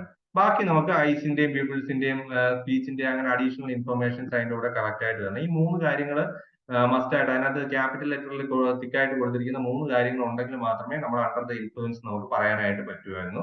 അതേസമയം ആ കാര്യങ്ങൾ നോർമൽ ആവുകയും പെർസിസ്റ്റന്റ് സ്മെൽ ഓഫ് ആൽക്കഹോൾ ഉണ്ടാവുകയും ബാക്കി കൺജഷനും ബാക്കി സ്മെൽ ഓഫ് ആൽക്കഹോൾ എല്ലാം ഉള്ള കേസുകളിലായിരുന്നു നമ്മൾ consumed alcohol and not under the influence കൊടുക്കുന്നത്. ഒന്നുമില്ലാത്ത സ്മെല്ലില്ലാത്ത കേസുകളിൽ എല്ലാം നോർമൽ ആണെങ്കിൽ ആക്ച്വലി നോട്ട് കൺസ്യൂംഡ് ആൽക്കഹോൾ കൊടുക്കും. ഇപ്പോഴത്തെ സാഹചര്യത്തിൽ നോട്ട് കൺസ്യൂംഡ് ആൽക്കഹോൾ ഒരിക്കലും നമ്മൾ ബ്ലഡ് ടെസ്റ്റ് ചെയ്യാതെ കൊടുക്കാനായിട്ട് പാടില്ല. ഡ്രങ്കൻ ഡ്രൈവിംഗിൽ ഉറപ്പായും എല്ലാ ടെസ്റ്റുകളും ചെയ്യണം. ബ്ലഡ് ടെസ്റ്റ് ചെയ്ത ശേഷം മാത്രമേ നമ്മൾ ഒപ്പീനിയൻ കൊടുക്കാൻ പറ്റൂ. പക്ഷെ ഹൈക്കോർട്ട് ഓർഡർ ഉള്ളത് കൊണ്ട് ഞാൻ പറയുന്നതെന്ന് വെച്ച് കഴിഞ്ഞാൽ കഴിവതും മിക്കവാറും എല്ലാ കേസുകളിലും ആക്ച്വലി ബ്ലഡ് കളക്ട് ചെയ്യുക. 4ാമത്തെ ഒപ്പീനിയൻ ബ്ലഡ് കളക്ട് ചെയ്ത് കഴിഞ്ഞു കഴിഞ്ഞാൽ പിന്നീട് നമ്മൾ ഇതൊന്നും കൊടുക്കാനായിട്ട് നിൽക്കരുത്. Reserved pending chemical examination report എന്ന് പറഞ്ഞിട്ട് നമ്മൾ ആഡ് ചെയ്തിട്ടുള്ള ആ ഒരു ഒപ്പീനിയനിലേക്ക് പോകുന്നതായിരിക്കും സേഫ്. പോലീസ് ഇപ്പം ജനറൽ ഹോസ്പിറ്റലിൽ ഞാൻ ചോദിച്ചു, അപ്പൊ അവർ പറഞ്ഞതെന്ന് വെച്ച് കഴിഞ്ഞാൽ ഇപ്പൊ അഥവാ പോലീസ് ബ്ലഡ് കളക്ട് ചെയ്യാനായിട്ട് പറഞ്ഞിട്ടില്ല, ആ കേസുകളിൽ കളക്ട് ചെയ്യാറില്ല. നമ്മുടെ കൺസ്യൂംഡ് ആൽക്കഹോൾ നമ്മുടെ ഫിസിക്കൽ എക്സാമിനേഷനും കാര്യങ്ങളും വെച്ചിട്ട് തന്നെയാണ് കൊടുക്കുന്നത്. കളക്ട് ചെയ്യാൻ പോലീസ് പറഞ്ഞു കഴിഞ്ഞാൽ ആക്ച്വലി റിസർവ്ഡ് പെൻഡിങ് തന്നെയാണ് അവിടെയും കൊടുക്കുന്നത്. അപ്പൊ അത് ചില സാഹചര്യങ്ങളിൽ നമുക്കൊരു പ്രശ്നം ഉണ്ടാക്കാം. അതിനെപ്പറ്റി ഒരു പ്രോപ്പർ കറക്റ്റ് ആയിട്ടുള്ള പ്രോട്ടോകോൾ ഇതുവരെയും വന്നില്ല. പക്ഷെ ഇതിനകത്ത് എക്സ്പെർട്ടുകളായിട്ടുള്ള ഗുജറാത്ത് സാറിനെയും നമ്മൾ ഇതിനകത്ത് കാര്യങ്ങൾ ചോദിച്ചു. BNSSനകത്തും പ്രത്യേകം പറഞ്ഞിട്ടുള്ള എന്താണെന്ന് വെച്ച് കഴിഞ്ഞാൽ ഞാനത് പറയാം.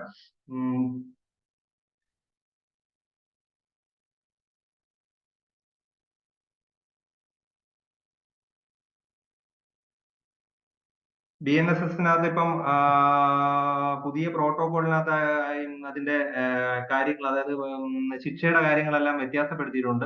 അപ്പൊ അങ്ങനെ ഒരു കാര്യവും ഹൈക്കോടതിയുടെ 1-2 ഓർഡറുകൾ 2018 തൊട്ട് തുടർച്ചയായിട്ട് വന്നിട്ടുള്ളത് കൊണ്ട് ആക്ച്വലി ബ്ലഡിന്റെ ടെസ്റ്റും യൂറിൻ എടുക്കേണ്ട സാഹചര്യമാണ് യൂറിൻ.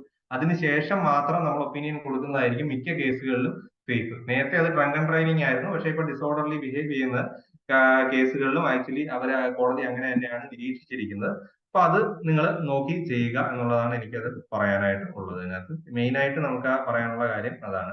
പിന്നീട് ബ്ലഡ് കളക്ട് ചെയ്യുന്നത് എങ്ങനെയാണെന്ന് വെച്ച് കഴിഞ്ഞാൽ ആക്ച്വലി നമ്മൾ സാധാരണ യൂസ് ചെയ്യുന്ന സ്പിരിറ്റ് കളക്ട് ചെയ്യാൻ പാടില്ല. സ്പിരിറ്റ് വൃത്തിയാക്കാനായിട്ട് ഉപയോഗിക്കാൻ പാടില്ല. കൺസെന്റ് എടുത്ത ശേഷം നമ്മൾ നമ്മുടെ പ്രസൻസിൽ സോഡിയം ക്ലോറൈഡിൽ 5 ml ബ്ലഡ് എടുക്കുക. അത് പ്രോപ്പർ ആയിട്ട് പേര്, ക്രൈം നമ്പർ എല്ലാം എഴുതിയ ശേഷം കെമിക്കൽ എക്സാമിനേഷന് വിടുകയാണ് ചെയ്യുന്നത്. യൂറിൻ ആക്ച്വലി കളക്ട് ചെയ്യുന്നതിന്റെ കാര്യം പറഞ്ഞു കഴിഞ്ഞപ്പോൾ നമ്മുടെ എക്സാമിനേഷന് വരുമ്പോൾ OID ചെയ്യിക്കുകയും എക്സാമിനേഷൻ കഴിഞ്ഞ ശേഷം ഉള്ള സാമ്പിൾ കളക്ട് ചെയ്യുകയും ചെയ്യുക എന്നുള്ളതാണ് ഐഡിയൽ ആയിട്ടുള്ള ഒരു യൂറിൻ കളക്ഷൻ ഉള്ള പ്രോട്ടോകോൾ പറയുന്നത്. പിന്നീട് ബ്രത്ത് അനലൈസർ നമ്മുടെ ടെസ്റ്റ് നമ്മുടെ അണ്ടറിൽ വരുന്നതല്ല. അപ്പൊ ആ ബ്ലഡും യൂറിനും കളക്ട് ചെയ്യുക എന്നുള്ളതാണ് ഇമ്പോർട്ടന്റ് ആയിട്ടുള്ള കാര്യം. അപ്പൊ ഇതിനകത്ത് ബ്ലഡിനകത്ത് നമുക്ക് ചിലപ്പോൾ കോടതിയിൽ പോകുമ്പോഴത്തേക്ക് ഒന്ന് അനലൈസ് ചെയ്തിട്ടുണ്ട്. അതായത് റേറ്റ് ഓഫ് മെറ്റബോളിസം ഉപയോഗിച്ച് ഇപ്പൊ പല കേസുകളിലും നമുക്ക് ഒരു ദിവസം കഴിഞ്ഞിട്ടായിരിക്കും കൊണ്ടുവരുന്നത്, അല്ലെങ്കിൽ 8 മണിക്കൂർ 10 മണിക്കൂർ കഴിഞ്ഞിട്ടായിരിക്കും കൊണ്ടുവരുന്നത്. അപ്പോഴത്തേക്ക് സ്മെല്ലും ബാക്കി മസ്കുലാർ കോർഡിനേഷനും എല്ലാം നോർമൽ ആയിരിക്കും. പക്ഷെ ഇവന്റ് നടന്നത് രാവിലെയും കാണുമായിരിക്കും. അപ്പൊ അങ്ങനെയുള്ള കേസുകളിൽ കോടതിയിൽ നമ്മൾ ചോദിക്കും, ബാക്ക് കാൽക്കുലേറ്റ് ചെയ്യാനായിട്ട് ചോദിക്കും. അതായത് ഇവന്റ് നടന്ന സമയത്ത് എത്ര ആയിരുന്നിരിക്കാം ഇതിന്റെ കോൺസെൻട്രേഷൻ എന്നുള്ളത് നമ്മളത് ചോദിക്കും. അപ്പം 15 mg/% ആണ് ഒരു മണിക്കൂറിൽ ആക്ച്വലി നമ്മുടെ ശരീരത്തിൽ നിന്നും ബ്ലഡിൽ നിന്ന് പോകുന്നത്. അപ്പൊ ആ ഒരു ഫോർമുല ഉപയോഗിച്ചിട്ട് ആ 15 mg/% നമുക്കൊരു mg/%ന്റെ ഇത് കാൽക്കുലേറ്റ് ചെയ്യാനുള്ള ഫോർമുലയുണ്ട്, വിറ്റ്മാർക്ക് ഫോർമുല എന്നുള്ളത്. അത് വെച്ച് കാൽക്കുലേറ്റ് ചെയ്തതിനു ശേഷം 15 mg/% ബാക്ക് കാൽക്കുലേറ്റ് ചെയ്ത് പോവുകയാണ് ചെയ്യുന്നത്. അഥവാ നമ്മുടെ ശരീരത്തിൽ കിട്ടുന്ന ബ്ലഡ് ആൽക്കഹോൾ എസ്റ്റിമേഷനിൽ കിട്ടുന്ന വാല്യൂ 0 ആണെങ്കിൽ പിന്നീട് ഒരു ബാക്ക് കാൽക്കുലേഷൻ ഇല്ല. 0 അല്ലാത്ത വാല്യൂസിനാണ് ആക്ച്വലി ബാക്ക് കാൽക്കുലേഷൻ നമുക്ക് ഉള്ളത്. 0 ആണെങ്കിൽ അയാൾ മദ്യപിച്ചിട്ടില്ല എന്ന് മാത്രമേ പറയാനായിട്ട് പറ്റൂ. എന്ത് രീതിയിലുള്ള തെളിവുകൾ ഉണ്ടെങ്കിലും ബ്ലഡ് ടെസ്റ്റ് നെഗറ്റീവ് ആയിട്ട് വന്നു കഴിഞ്ഞാൽ പിന്നീട് ബാക്ക് കാൽക്കുലേഷൻ ഒന്നും പോസിബിൾ അല്ല. വിറ്റ്മാർക്ക് ഫോർമുല ഞാൻ ഇതിനകത്ത് പ്രൊജക്ട് ചെയ്തിട്ടുണ്ട്. അതിനെപ്പറ്റി കൂടുതലായിട്ടൊന്നും പറയുന്നില്ല. അതിൽ മെയിൽസിനും ഫീമെയിൽസിനും ഒരു കോൺസ്റ്റന്റ് ആയിട്ടുള്ള വാല്യൂ 0.68ഉം 0.55ഉം നമ്മുടെ ബോഡിയുടെ വെയിറ്റും ആൽക്കഹോളിന്റെ കോൺസെൻട്രേഷനും ഒക്കെ ഉപയോഗിച്ചാണ് നമ്മൾ weight of alcohol in the body in grams calculate ചെയ്യുന്നത്. അത് വെച്ചിട്ടാണ് വിറ്റ്മാർക്ക് ഫോർമുല ബാക്ക് കാൽക്കുലേഷൻ ചെയ്യുന്നത്. പിന്നെ രണ്ട് കാര്യങ്ങൾ കോടതിയിൽ ചോദിക്കുന്നത്, ഒന്നെന്ന് വെച്ച് കഴിഞ്ഞാൽ ഫാറ്റൽ ഡോസ് ഓഫ് ആൽക്കഹോൾ, അതായത് 150 to 250 ml of alcohol, absolute alcohol consumed within 1 hour, അത് ഫേറ്റൽ ആണ്. ഒന്നുകിൽ അങ്ങനെ പറയാം, അല്ലെങ്കിൽ 400 mg/% ബ്ലഡ് ലെവൽ ഉണ്ടെങ്കിൽ അതും ഫാറ്റൽ ഡോസ് ആയിട്ട് കണക്കാക്കാം. ഇത് രണ്ടുമാണ് ഫേറ്റൽ ഡോസിന്റെ കാര്യങ്ങൾ ചോദിക്കുകയാണെങ്കിൽ പറയുന്നത്. പിന്നെ നിങ്ങൾക്ക് അറിയാം, ഇന്ത്യയിൽ പല രാജ്യങ്ങളിലും വ്യത്യസ്തമായിട്ടുള്ള mg/% ആണ്. ഇന്ത്യയിൽ 30 mg/% ആണ് അഡ്മിസിബിൾ ആയിട്ടുള്ള blood alcohol limit while driving. പിന്നെ കോടതി ഈ ഒരു ഡിവിഷനാണ് സാധാരണഗതിയിൽ എടുക്കുന്നത്. അത് ഒരു mg/% decent, dilated, delirious, 6 dazed, drunk and dead drunk. കൂടുതലായിട്ട് അതിനെപ്പറ്റി പറയുന്നില്ല. കാര്യം എന്ന് വെച്ച് കഴിഞ്ഞാൽ പവർ പോയിന്റിൽ നിന്ന് തന്നെ നിങ്ങൾക്ക് അത് മനസ്സിലാക്കാനായിട്ട് കഴിയും. ഓരോ ഇതിന്റെയും കോൺസെൻട്രേഷൻ അതിന്റെ കൂടെ തന്നെ പറഞ്ഞിട്ടുണ്ട്. അതിന്റെ ഏതൊക്കെ ഫൈൻഡിങ്സ് ആണ് ആ ഒരു സ്റ്റേജിൽ കാണുന്നതെന്ന് പറഞ്ഞിട്ടുണ്ട്. അപ്പം കോടതിയിൽ എക്സ്പ്ലെയിൻ ചെയ്യേണ്ടി വരുവാണെങ്കിൽ ഈ ഒരു 6 Ds ഉപയോഗിച്ചിട്ട് എക്സ്പ്ലെയിൻ ചെയ്യുന്നതായിരിക്കും നല്ലതായിട്ട് വരും. പിന്നീട് ഞാൻ മുമ്പേ പറഞ്ഞു, ആൽക്കഹോൾ ഗേസ് നിസ്റ്റാഗ്മസും പോസ്റ്റൽ ആൽക്കഹോൾ നിസ്റ്റാഗ്മസും മക്വിവാൻസൈൻ, ഇതിന് മൂന്നിനും പ്രോപ്പർ ആയിട്ടുള്ള ആൽക്കഹോൾ കോൺസെൻട്രേഷൻ ഉണ്ട്. അതുകൊണ്ടാണ് ആക്ച്വലി സ്റ്റേജ് ഓഫ് എക്സൈറ്റ്മെന്റിലാണ് ഗേസ് നിസ്റ്റാഗ്മസ് വരുന്നത്. കോർഡിനേഷൻ പോകുന്ന സമയത്ത് ആൽക്കഹോളിക് നിസ്റ്റാഗ്മസ്, സ്റ്റേജ് ഓഫ് കോമയിൽ മക്വിവാൻസൈൻ. ഇതാണ് eye signs related to concentration of alcohol in blood. പിന്നീട് ഞാൻ പറഞ്ഞതുപോലെ ഡിഫറൻഷ്യൽ ഡയഗ്നോസിസ് എപ്പോഴും വളരെ ഇമ്പോർട്ടന്റ്. അതിനകത്ത് ഹെഡ് ഇഞ്ചുറി ആണ് ഇമ്പോർട്ടന്റ് ആയിട്ടുള്ളത്. അപ്പോൾ എല്ലാ പാർക്കിൻസൺസ് ആവാം, CVA ആകാം, എപ്പിലെപ്സി ആകാം, സെർബുലർ ട്യൂമേഴ്സ് ആകാം, വെർട്ടൈഗോ ആകാം, കാർബൺ മോണോക്സൈഡ് പോയിസണിങ് ആവാം, അതർ നാർക്കോട്ടിക്സ് ആകാം. അപ്പൊ ഇനിയുള്ള സ്ലൈഡിൽ വരുന്നുണ്ട്, അത് ഇമ്പോർട്ടന്റ് ആണ്. അതർ നാർക്കോട്ടിക്സ് ആകാം. പിന്നീട് ഹൈപ്പോഗ്ലൈസീമിയ, യുറീമിയ, ഹെപ്പാറ്റിക് ഫെയിലർ, അങ്ങനെയുള്ള കാര്യങ്ങളെല്ലാം ഡ്രങ്കണ്ണസിന് സിമിലർ ആയിട്ട് വരും. അപ്പം നമ്മുടെ ഡിഫറൻഷ്യൽ ഡയഗ്നോസിസ് വളരെ പക്ക ആയിരിക്കണം. നമ്മൾ ഈ ഒരു ഒബ്സർവേഷനിലേക്ക് എത്തിക്കഴിഞ്ഞ ശേഷം മാത്രമേ ഡ്രങ്കൺ ആണെന്നുള്ള രീതിയിൽ അത് ഉറപ്പിക്കാവൂ. പിന്നീട് അബ്സല്യൂട്ട് ആൽക്കഹോൾ എന്ന് പറഞ്ഞു കഴിഞ്ഞാൽ 99.9% ഓഫ് ആൽക്കഹോൾ ആണ്. റെക്ടിഫൈഡ് സ്പിരിറ്റ് ഉണ്ട്, മെഥിലേറ്റഡ് സ്പിരിറ്റ് ഉണ്ട്. മെഥിലേറ്റഡ് സ്പിരിറ്റ് പലപ്പോഴും പോയിസണിങ് ആയിട്ടൊക്കെ വരും, കണ്ണിന്റെ കാഴ്ചക്കുറവ്. അപ്പൊ അതിന് പ്രത്യേകമായിട്ടുള്ള പോസ്റ്റ്മോർട്ടം ഫൈൻഡിങ്സും നമ്മൾ ഇതിന്റെ ഒപ്റ്റിക് നെർവിന്റെ സാമ്പിൾ എടുത്ത് വിടുകയും അങ്ങനെയുള്ള കാര്യങ്ങളൊക്കെ ഡെത്ത് സംഭവിക്കുന്നതിൽ ചെയ്യാറുണ്ട്. അപ്പൊ അതറിഞ്ഞിരിക്കുക. ഈഥൈൽ ആൽക്കഹോൾ മാത്രമല്ല വരുന്നത്, ഓരോ ആൽക്കഹോൾ ബിവറേജസിനും certain percentage of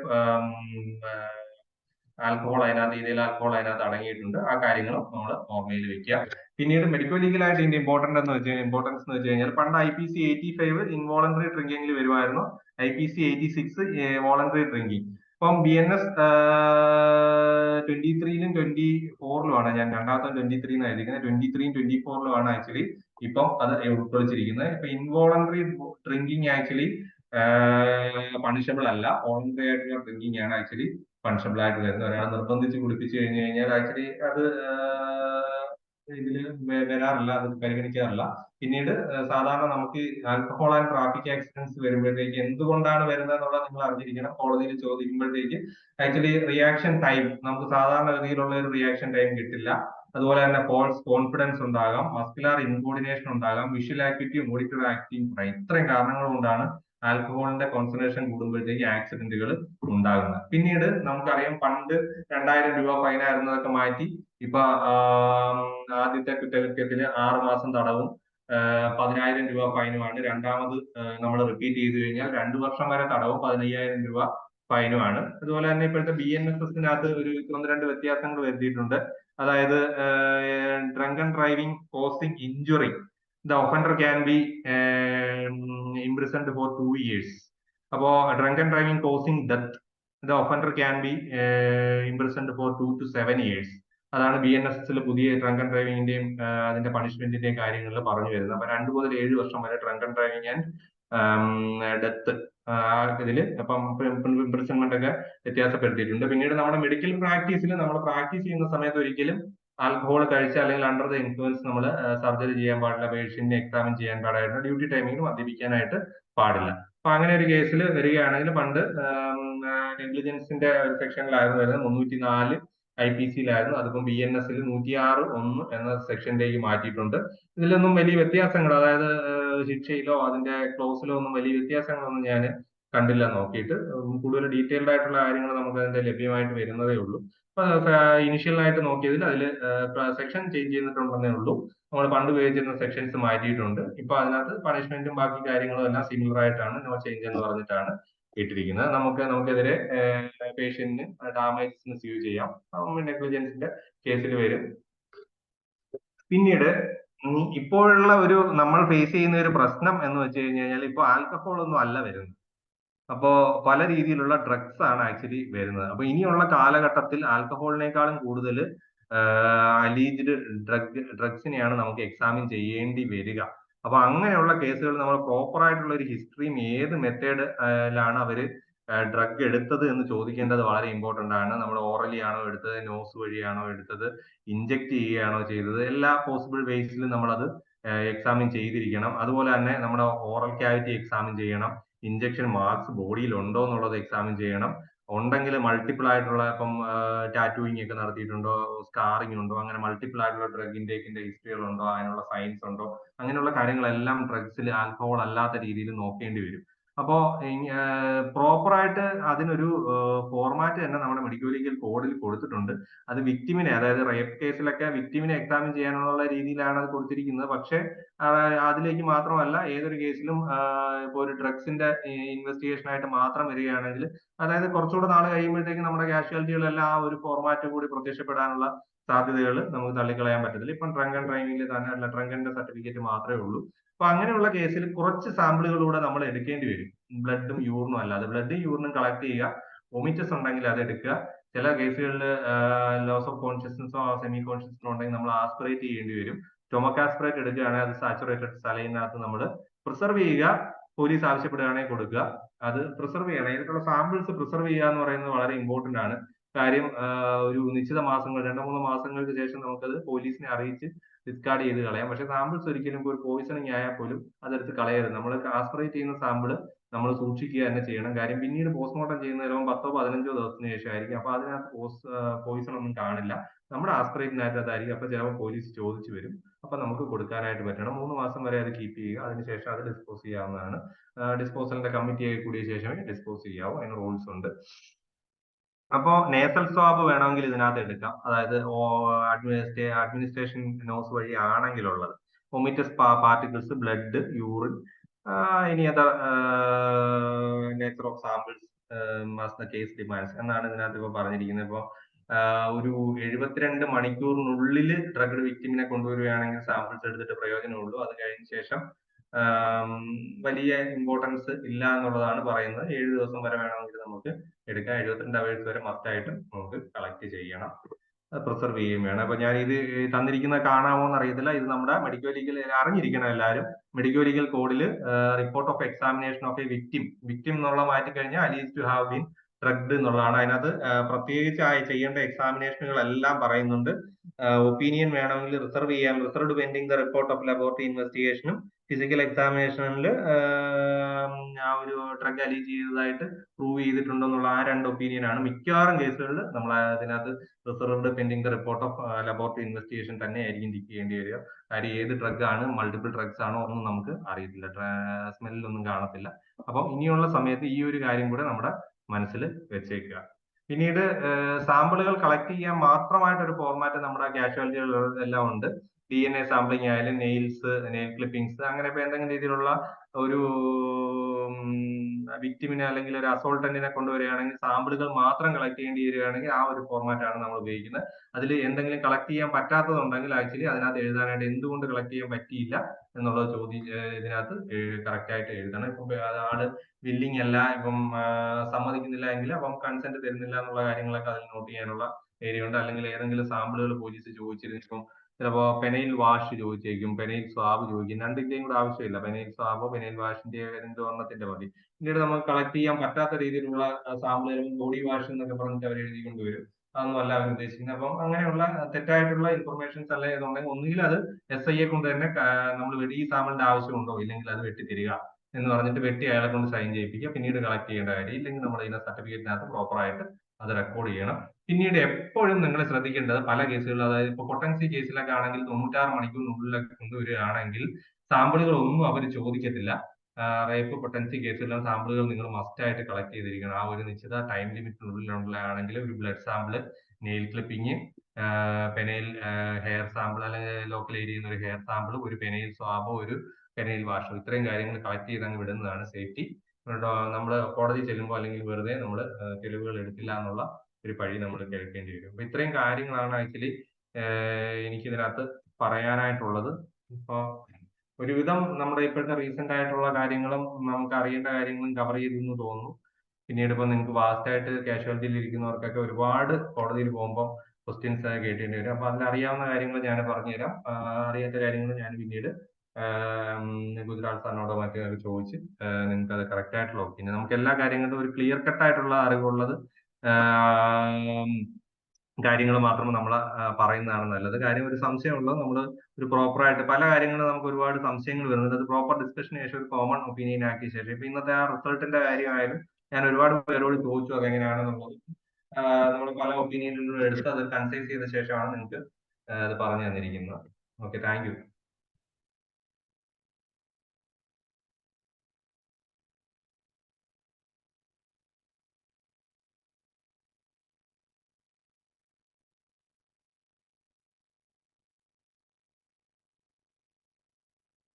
sir hello sir. പറഞ്ഞോളൂ. സാർ ഫസ്റ്റ് പറഞ്ഞില്ലേ ക്ലാസ് തുടങ്ങുമ്പോൾ ഈ ടൈം ഓഫ് അത് വരുന്നത് OP സമയത്തിന് മുന്നേ വരുന്നത് ഒരാൾ ഷിഫ്റ്റ് ചെയ്യുമ്പോൾ ഉള്ള പ്രശ്നങ്ങൾ, അതായത് കാഷ്വാലിറ്റിയിലൊക്കെ 8 മണിക്ക് മുന്നേ അങ്ങനെയല്ലേ സാറേ? അപ്പൊ അങ്ങനെ വരുമ്പോൾ നമ്മളിത് ഹാൻഡ് ഓവർ ചെയ്യുന്ന വിഷയമുണ്ടോ, അതോ ആ ഡോക്ടർ തന്നെ ഇപ്പൊ വന്ന ആളെന്നെ നോക്കണോ, അങ്ങനത്തെ പല വിഷയങ്ങളും ഇതിനകത്തുണ്ടോ? സാറ് പറഞ്ഞതിൽ ഒരു കാര്യം ചോദിച്ചു എന്നേ ഉള്ളൂ സാർ. ഒരു സെക്കൻഡ് സാർ, എനിക്ക് ക്ലിയർ ആവുന്നില്ല. ഞാൻ എന്റെ മൊബൈലിലൊന്ന് ലോഗിൻ ചെയ്തോട്ടെ, ഇതിന്ന് ലോഗ് ഔട്ട് ആയിട്ട്. ഒരു സെക്കൻഡ് സാർ, ഞാൻ എന്റെ മൊബൈലിലോട്ടൊന്ന് ലോഗിൻ ചെയ്തോട്ടെ. ഇതിന്റെ ലാപ്ടോപ്പിന് ഒരു ചെറിയ കേട് പറ്റിയിട്ടിരിക്കുകയാണ്. അപ്പൊ ഞാൻ ഒരു സെക്കൻഡ് ഞാൻ മൊബൈൽ വഴി ഒന്ന് ലോഗിൻ ചെയ്തോളാം. ഇപ്പം റീകണക്ട് ആവും.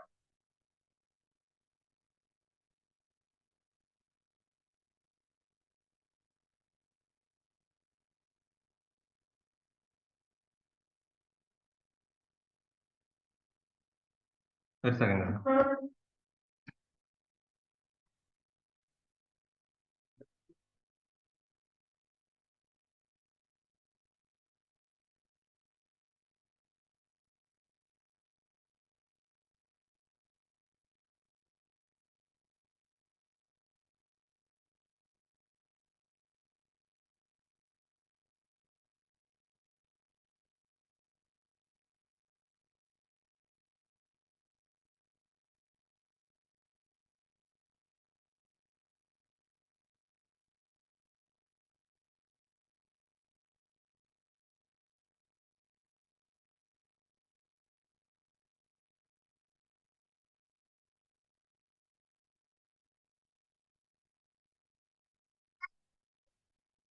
സാർ ഒന്നുകൂടെ ഒന്ന് ചോദിക്കാമോ?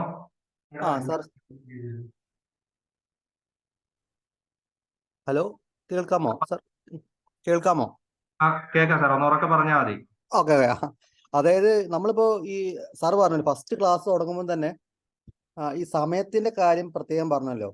ഇപ്പൊ OP സമയമൊക്കെ വരുന്നത് ചില ഈ പ്രൈമറി ഹെൽത്ത് സെന്ററോ അങ്ങനെ CHSC കമ്മ്യൂണിറ്റി ഹെൽത്ത് സെന്ററിലോ അങ്ങനെ സ്ഥലത്തൊക്കെ OP സമയത്തിന് മുന്നേ ഒരാൾ വരികയാണെങ്കിൽ, അങ്ങനെ ഒരു പോലീസ് കൊണ്ടുവരികയാണെങ്കിൽ നമ്മളത് എന്താണ് റിക്വസിഷൻ നമ്മൾ ആക്സെപ്റ്റ് ചെയ്യേണ്ടത് OP സമയം തുടങ്ങിയപ്പോഴാണോ അതോ നമ്മളതൊരു എമർജൻസി ആയിട്ട് നമ്മളത് ഹാൻഡിൽ ചെയ്യേണ്ട ആവശ്യമുണ്ടോ?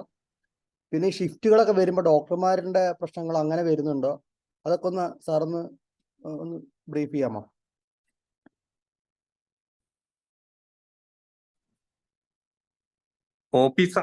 സാർ ഒ പി സമയത്തിന്റെ വെളിയിലേക്ക് നമുക്ക് എക്സാമിൻ ചെയ്യാമോ എന്നാണോ? അതെ അതെ അതെ അതെ അതാണ് അത് ഒരു കാര്യം അതാണ്. പിന്നെ നമുക്ക് എന്താ പറയാ, ഈ ഷിഫ്റ്റുകളൊക്കെ വരുന്ന സമയത്ത് ഡോക്ടർമാർ ഇപ്പോൾ ഒരു പേഷ്യന്റ് കൊണ്ടുവന്ന് ആ ഡോക്ടർ തന്നെ അത് നോക്കണം എന്നുണ്ടോ, അതോ നെക്സ്റ്റ് ആൾക്ക് ഹാൻഡ് ഓവർ ചെയ്യാൻ പറ്റുമോ? അങ്ങനെ ചെറിയ ചെറിയ കാര്യങ്ങൾ അതാണ് സാർ. മനസ്സിലായി സാർ. നമ്മുടെ ചെറിയ ആ ടൈം ഓഫ് ഇൻസ്റ്റിറ്റ്യൂഷനിലാണെങ്കിൽ എക്സാമിനേഷൻ നമ്മൾ ആ കൊണ്ടുവന്ന പേഷ്യന്റ് എപ്പോഴാണ് ഒ പി ടിക്കറ്റ് എടുത്ത കാര്യം അതൊന്ന് ഫസ്റ്റ് പറഞ്ഞല്ലോ, അതൊന്നും കൂടി ഒന്ന് സാർ മനസ്സിലാക്കി. അതിനകത്ത് ഞാൻ പറഞ്ഞതെന്ന് വെച്ച് കഴിഞ്ഞാൽ ഇപ്പൊ നമ്മൾ ഒ പി ടിക്കറ്റ് എടുക്കുമ്പോഴത്തേക്ക് ഇപ്പം ജനറൽ ഹോസ്പിറ്റലല്ല, അതിനകത്ത് ഇപ്പൊ ഇ ഹെൽത്തിന്റെ ആയതുകൊണ്ട് അതിനകത്ത് ഒരു ടൈം വരും. നേരത്തെ നമ്മൾ ഒ പി ടിക്കറ്റിനകത്ത് ടൈം വെക്കത്തില്ലായിരുന്നല്ലോ. അപ്പൊ നമ്മൾ അപ്പൊ നമ്മുടെ കയ്യിലുള്ള വാച്ചിലെ ടൈം ചിലപ്പോൾ തെറ്റായിരിക്കും. അപ്പൊ ഒരിക്കലും ഈ ഒ പി ടിക്കറ്റിലെ ടൈമിന് മുമ്പ് നമ്മുടെ എക്സാമിനേഷന്റെ ടൈം നമ്മുടെ ഇതിൽ വെക്കരുത്. ശരി. മനസ്സിലായി? അതാണ് ഞാൻ ആക്ച്വലി അതിനകത്ത് ഉദ്ദേശിച്ചത്. പിന്നീട് നമ്മുടെ കാഷ്വാലിറ്റിയിലെ ടൈമിങ്ങിന്റെ കാര്യം, യഥാർത്ഥത്തിൽ ഊൺ സർട്ടിഫിക്കറ്റിന്റെ കാര്യങ്ങളിലാണ് നമ്മളിപ്പോ ഒരു പേഷ്യന്റ് വന്നു, നമ്മുടെ അടുത്ത് ഊൺ സർട്ടിഫിക്കറ്റ് എഴുതി, നമ്മൾ അയാളെ എക്സ്റേക്ക് വിട്ടു. അതിനുശേഷം നമ്മൾ ഡ്യൂട്ടി ടൈമിംഗ് ചേഞ്ച് ചെയ്ത് പോയി കഴിയുമ്പോഴത്തേക്ക് എക്സ്റേ ഫൈൻഡിങ്സ് പിന്നീട് നമുക്ക് ആ ഒ പി ടിക്കറ്റിൽ നമ്മുടെ ഊൺ സർട്ടിഫിക്കറ്റ് എഴുതാൻ പറ്റാതെ വരുന്ന ഒരു സാഹചര്യം സാധാരണ വരും. നമ്മൾ എക്സാമിനേഷൻ എവിടെ വെച്ചാണോ ഡിസ്കണ്ടിന്യൂ ചെയ്ത് അവിടെ വെച്ച് നമ്മൾ സൈൻ ചെയ്തിട്ട് പോവുമായിരിക്കും ചെയ്യുന്നത്. പക്ഷെ അങ്ങനെയുള്ള കേസിൽ ആക്ച്വലി അത് കോടതിക്ക് ആക്ച്വലി മനസ്സിലാകുന്ന ഒരു കാര്യം, കോടതി എപ്പോഴും കാഷ്വാലിറ്റി മെഡിക്കൽ ഓഫീസേഴ്സിന് ഒരു പ്രിവിലേജ് കൊടുത്തിട്ടുണ്ട്. അതായത് അതിൽ ആ പ്രോപ്പർ ആയിട്ടുള്ള ഇൻവെസ്റ്റിഗേഷൻ ചെയ്യാൻ എഴുതി വിട്ടിട്ടുണ്ടെന്നുള്ളത് മാത്രം എഴുതിയാൽ മതി. ആ ഇൻവെസ്റ്റിഗേഷൻ പിന്നീട് വരികയാണെങ്കിൽ അതൊരു ട്രീറ്റ്മെന്റ് സർട്ടിഫിക്കറ്റ് വഴി അവർ വാങ്ങി കംപ്ലീറ്റ് ചെയ്യണമെന്നാണ് കോടതി നിരീക്ഷിക്കുന്നത്. അതായത് വൂൺ സർട്ടിഫിക്കറ്റും ഒരു ട്രീറ്റ്മെന്റ് സർട്ടിഫിക്കറ്റ് അല്ല, അഡ്മിറ്റ് ആവുന്നെങ്കിൽ മാത്രമല്ല ട്രീറ്റ്മെന്റ് സർട്ടിഫിക്കറ്റ് കൊടുക്കുന്നത്. അല്ലാതെ തന്നെ വേണമെങ്കിൽ ഇപ്പോൾ ഒ പിയിൽ കാണിച്ചിട്ടുണ്ടെങ്കിൽ അത് കഴിഞ്ഞിട്ട് ഈ എക്സ്റേ എടുത്ത ശേഷം ഒരു ഓർത്തോയെ കാണിച്ചിട്ടുണ്ടെങ്കിൽ ആക്ച്വലി നമുക്ക് അയാൾ ട്രീറ്റ്മെന്റ് സർട്ടിഫിക്കറ്റ് കൊടുക്കാനായിട്ട് ബാധ്യസ്ഥനാണ്. അപ്പൊ എക്സ്റേയും നമ്മുടെ ആദ്യത്തെ വൂൺ സർട്ടിഫിക്കറ്റും പിന്നീടുള്ള ട്രീറ്റ്മെന്റ് സർട്ടിഫിക്കറ്റ് കൂടെ ആണ് ഈ ഒരു ഇത് പ്രോസസ്സ് കംപ്ലീറ്റ് ആവുന്നത്. ഒരിക്കലും നമ്മുടെ ഡ്യൂട്ടി ടൈമിങ്ങിന് ശേഷം നമ്മുടെ സർട്ടിഫിക്കറ്റിനകത്ത് നമ്മൾ പിന്നീട് ഈ ഫൈൻഡിങ്സ് എഴുതണമെന്നുള്ളത് നമ്മുടെ അടുത്ത് കോടതി പറയാറില്ല. നമുക്ക് നമ്മൾ ആ സമയത്ത് ഉണ്ടെങ്കിൽ അതിൽ എഴുതി ചേർക്കാം. പക്ഷേ ഡ്രങ്കൺനെസ് തുടങ്ങിയ മെഡിക്കൽ ലീഗൽ സർട്ടിഫിക്കറ്റ്സ് നമ്മൾ പോലീസിന്റെ റിക്വസിഷൻ കൊണ്ട് വന്ന് ആണ് ചെയ്യുന്നത്. അതായത് ഒരാൾ നമ്മളത് റിസീവ് ചെയ്ത മെഡിക്കൽ ഓഫീസർ ആരോ അയാളുടെ ഡ്യൂട്ടി ടൈമിംഗ് കഴിഞ്ഞായാലും അത് കംപ്ലീറ്റ് ചെയ്ത ശേഷം മാത്രമേ നമുക്ക് പോകാനായിട്ട് പറ്റൂ. നമ്മൾ റിസീവ് ചെയ്ത ആളെ തന്നെ ചെയ്യണം. ഒരു ഊൺ സർട്ടിഫിക്കറ്റിന്റെ കാര്യത്തിൽ അങ്ങനെയല്ല, നമ്മുടെ അടുത്ത് ഒ പി ടിക്കറ്റ് എടുത്ത് പേഷ്യന്റ് വരികയാണ് ചെയ്യുന്നത്. അപ്പൊ അതുകൊണ്ട് അതിലൊരു വ്യത്യാസമുണ്ട് sir. Okay thank you very much.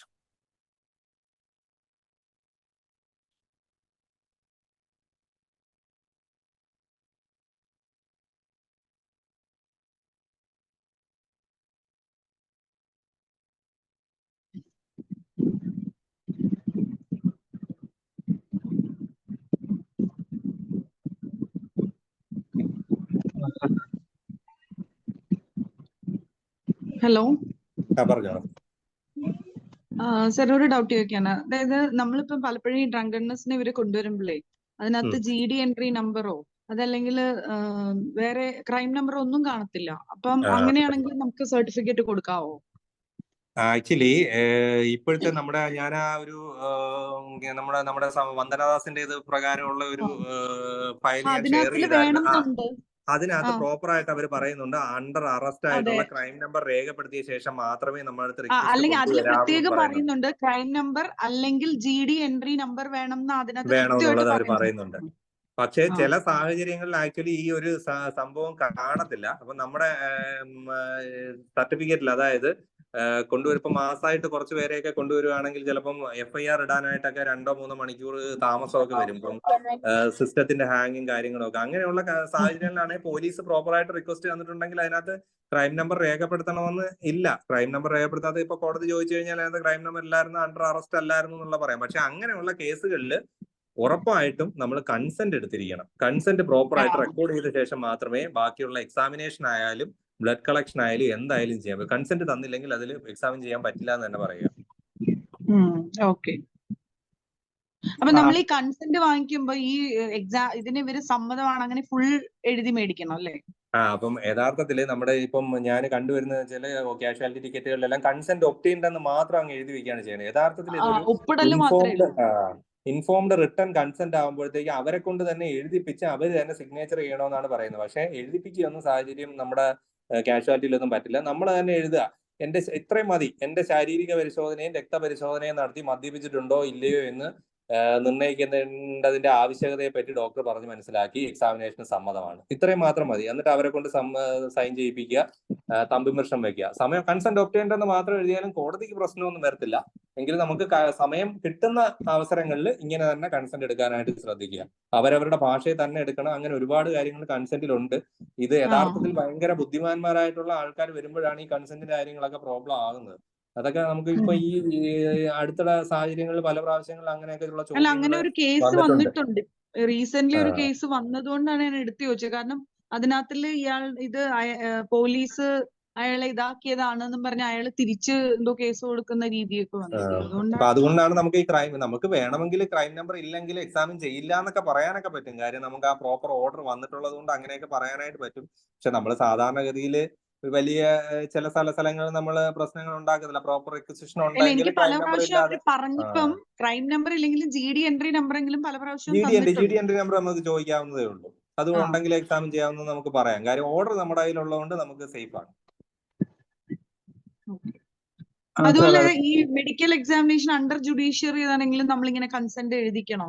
ഇങ്ങനെ നമ്മള് ജസ്റ്റ് മിക്കവാറും തിരക്ക് കാഷ്വാലിറ്റിയിൽ വരുമ്പോഴത്തേക്ക് ഒത്തിരി ആള് വരുമ്പോ അല്ല, വെറുതെ ഞാൻ ആക്ച്വലി പറഞ്ഞില്ലേ, നമുക്ക് ആക്ച്വലി കാഷ്വാലിറ്റിയിലെ കാര്യങ്ങൾ കോടതി ഞാൻ പല പ്രാവശ്യം പോകുമ്പോഴും കാഷ്വാലിറ്റി മെഡിക്കൽ ഓഫീസേഴ്സിനെ ഹിയറിയുമ്പോൾ ജഡ്ജ് തന്നെ പറയാം അവർക്ക് അത്രേ അതിനകത്ത് പറ്റൂ, അതിനകത്ത് വേറെ കാര്യങ്ങളൊന്നും ചെയ്യാനില്ല എന്നുള്ളത് അവർ തന്നെ പറയാം. അപ്പൊ അതൊരു അണ്ടർസ്റ്റുഡ് ആണ്. കോടതി അങ്ങനെ ഒരു ഇതായിട്ട് നമുക്ക് എതിരെ വരത്തില്ല.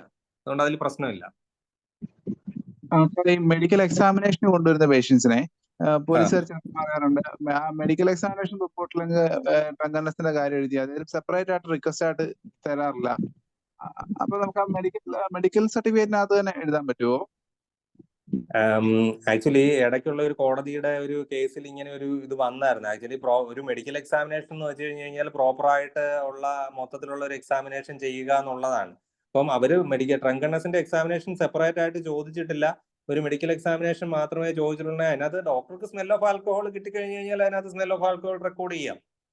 അയാള് അതിനകത്ത് ബാക്കി ഒപ്പീനിയൻ പാർട്ടിൽ അയാൾ അണ്ടർ ഇൻഫ്ലുവൻസ് ആണോ അല്ലയോ എന്നുള്ള കാര്യങ്ങളൊന്നും രേഖപ്പെടുത്തണമെന്നില്ലെന്നേ ഉള്ളൂ. നമുക്ക് പിന്നെ അതിന്റെ കൂടെ ഒരു ബ്ലഡ് സാമ്പിൾ ഇടണമെന്നുണ്ടെങ്കിൽ വിടുകയും ചെയ്യാം. അതിലൊന്നും ഇതില്ല. കാര്യം എന്ന് വെച്ചാൽ ഡോക്ടർ എക്സാമിൻ ചെയ്ത് അയാളുടെ ഡോക്ടറുടെ ഫൈൻഡിങ്സ് ആണ് എഴുതുന്നത്. അതിൽ രേഖപ്പെടുത്തിയെന്ന് വെച്ചിട്ട് ആർക്കും നമ്മളെ വിമർശിക്കാൻ പറ്റില്ല.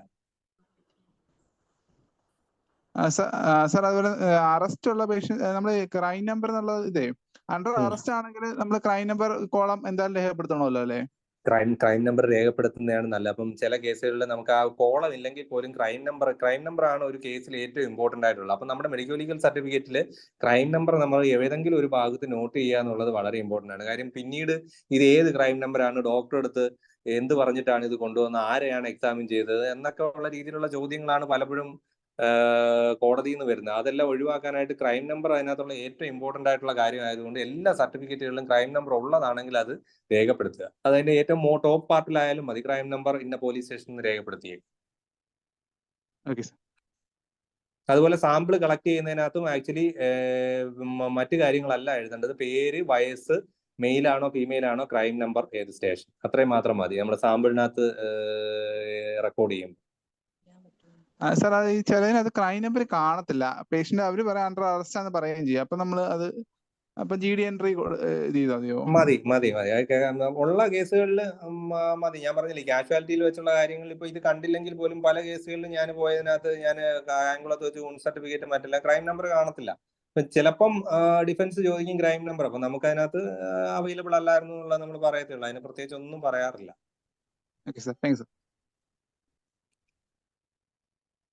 ഹലോ സാറേ, പറഞ്ഞു സാർ.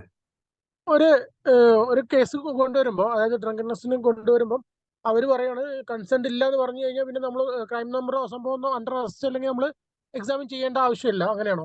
അപ്പൊ അതിനകത്ത് ഇൻഫോംഡ് റെഫ്യൂസൽ നമ്മൾ പ്രോപ്പർ ആയിട്ട് രേഖപ്പെടുത്തിയേക്കണം. അതായത് എന്റെ ശാരീരിക പരിശോധനയും രക്തപരിശോധനയും നടത്തി മദ്യപിച്ചിട്ടുണ്ടോ എന്ന് മനസ്സിലാക്കുന്നതിനുള്ള ആവശ്യകത ഡോക്ടർ പറഞ്ഞ് മനസ്സിലാക്കി. പക്ഷേ ഈ ഒരു എക്സാമിനേഷന് എനിക്ക് സമ്മതമല്ല എന്നുള്ളത് പ്രോപ്പറായിട്ട് എഴുതി പുള്ളിയെ കൊണ്ട് സൈൻ ചെയ്യിപ്പിച്ചേക്കണം. അതിപ്പോ മെഡിക്കൽ എക്സാമിനേഷൻ കേസുകളിലാണെങ്കിൽ പല കേസുകളിലും ഇപ്പോ ഇപ്പം ഒളിച്ചോടിയ കാര്യങ്ങളൊക്കെ വരുമ്പോഴത്തേക്ക് ലോക്കൽ എക്സാമിനേഷൻ നമുക്ക് ചെയ്യാതിരിക്കാൻ ഒരു പ്രയാസം വരും. അതായിരിക്കത്തില്ല യഥാർത്ഥത്തിൽ ചോദിച്ചിരിക്കുന്നത്, ഒരു ജനറൽ ഫിസിക്കൽ എക്സാമിനേഷൻ ആയിരിക്കും ചോദിക്കുന്നത്. അപ്പൊ അങ്ങനെയുള്ള കേസുകളിൽ ആക്ച്വലി നമ്മൾ പറയുന്നത് എന്താണെന്ന് വെച്ച് കഴിഞ്ഞ് കഴിഞ്ഞാൽ ആ ഒരു അവരടുത്ത് അവർക്ക് ലോക്കൽ എക്സാമിനേഷൻ ചെയ്യുന്നതിന് കൺസെന്റ് ഇല്ല എന്നൊന്ന് എഴുതി സൈൻ ചെയ്ത് തന്നേക്കാനായിട്ട് നമ്മൾ പറയാറുണ്ട്. അപ്പൊ എപ്പോഴായാലും നമ്മൾ ഒരു സാധനം എക്സാമിൻ ചെയ്തില്ലെങ്കിൽ ഒന്നുകിൽ ഇൻഫോംഡ് റെഫ്യൂസൽ, അല്ലെങ്കിൽ എന്തുകൊണ്ട് ആ സാമ്പിൾ കളക്ട് ചെയ്തിട്ടില്ല എന്നുള്ള പാർട്ടിൽ പ്രോപ്പറായിട്ട് എഴുതി ചേർത്ത് തന്നെ വിടണം. അത് ക്ലോസ് ചെയ്യുന്നത് അങ്ങനെ ചെയ്യാവൂ, അല്ല നമ്മൾ അത് ചെയ്യാൻ പാടില്ല. സ്റ്റാർട്ടിംഗ് ഒക്കെ എഴുതിയിട്ട് സ്റ്റാർട്ടിങ് എവിടെ വെച്ചാണ് നമുക്ക് കൺസെന്റ് കിട്ടാത്തത് അതാണല്ലോ. പിന്നെ ഫിസിക്കൽ എക്സാമിനേഷൻ ഈ മറ്റേ ഇതിലാണ്, അതായത് സെക്ഷൽ ഒഫൻസസ് എക്സാമിനേഷനിലാണ് എവിടെ വെച്ച് എന്നുള്ള രീതിയിൽ നിർത്തുന്നത്. നമ്മൾ സാധാരണ രീതിയിൽ ഈ സർട്ടിഫിക്കേഷനകത്തൊക്കെ കൺസെന്റ് കിട്ടിയ ശേഷമാണല്ലോ എക്സാമിനേഷൻ തുടങ്ങുന്നത്. അപ്പോൾ ഇനിഷ്യൽ പാർട്ടിൽ അവരുടെ പേരും അഡ്രസ്സും എഴുതി എക്സാമിനേഷൻ പാർട്ട് ഐഡന്റിഫിക്കേഷൻ മാർക്സ് മുതൽ നമുക്ക് എക്സാമിനേഷൻ ചെയ്യാനായിട്ട് പറ്റത്തില്ല. അത് നമ്മൾ പ്രോപ്പറായിട്ട് ഇൻഫോംഡ് റെഫ്യൂസൽ എഴുതി നമ്മൾ സൈൻ ചെയ്ത് അത് കീപ്പ് ചെയ്യും.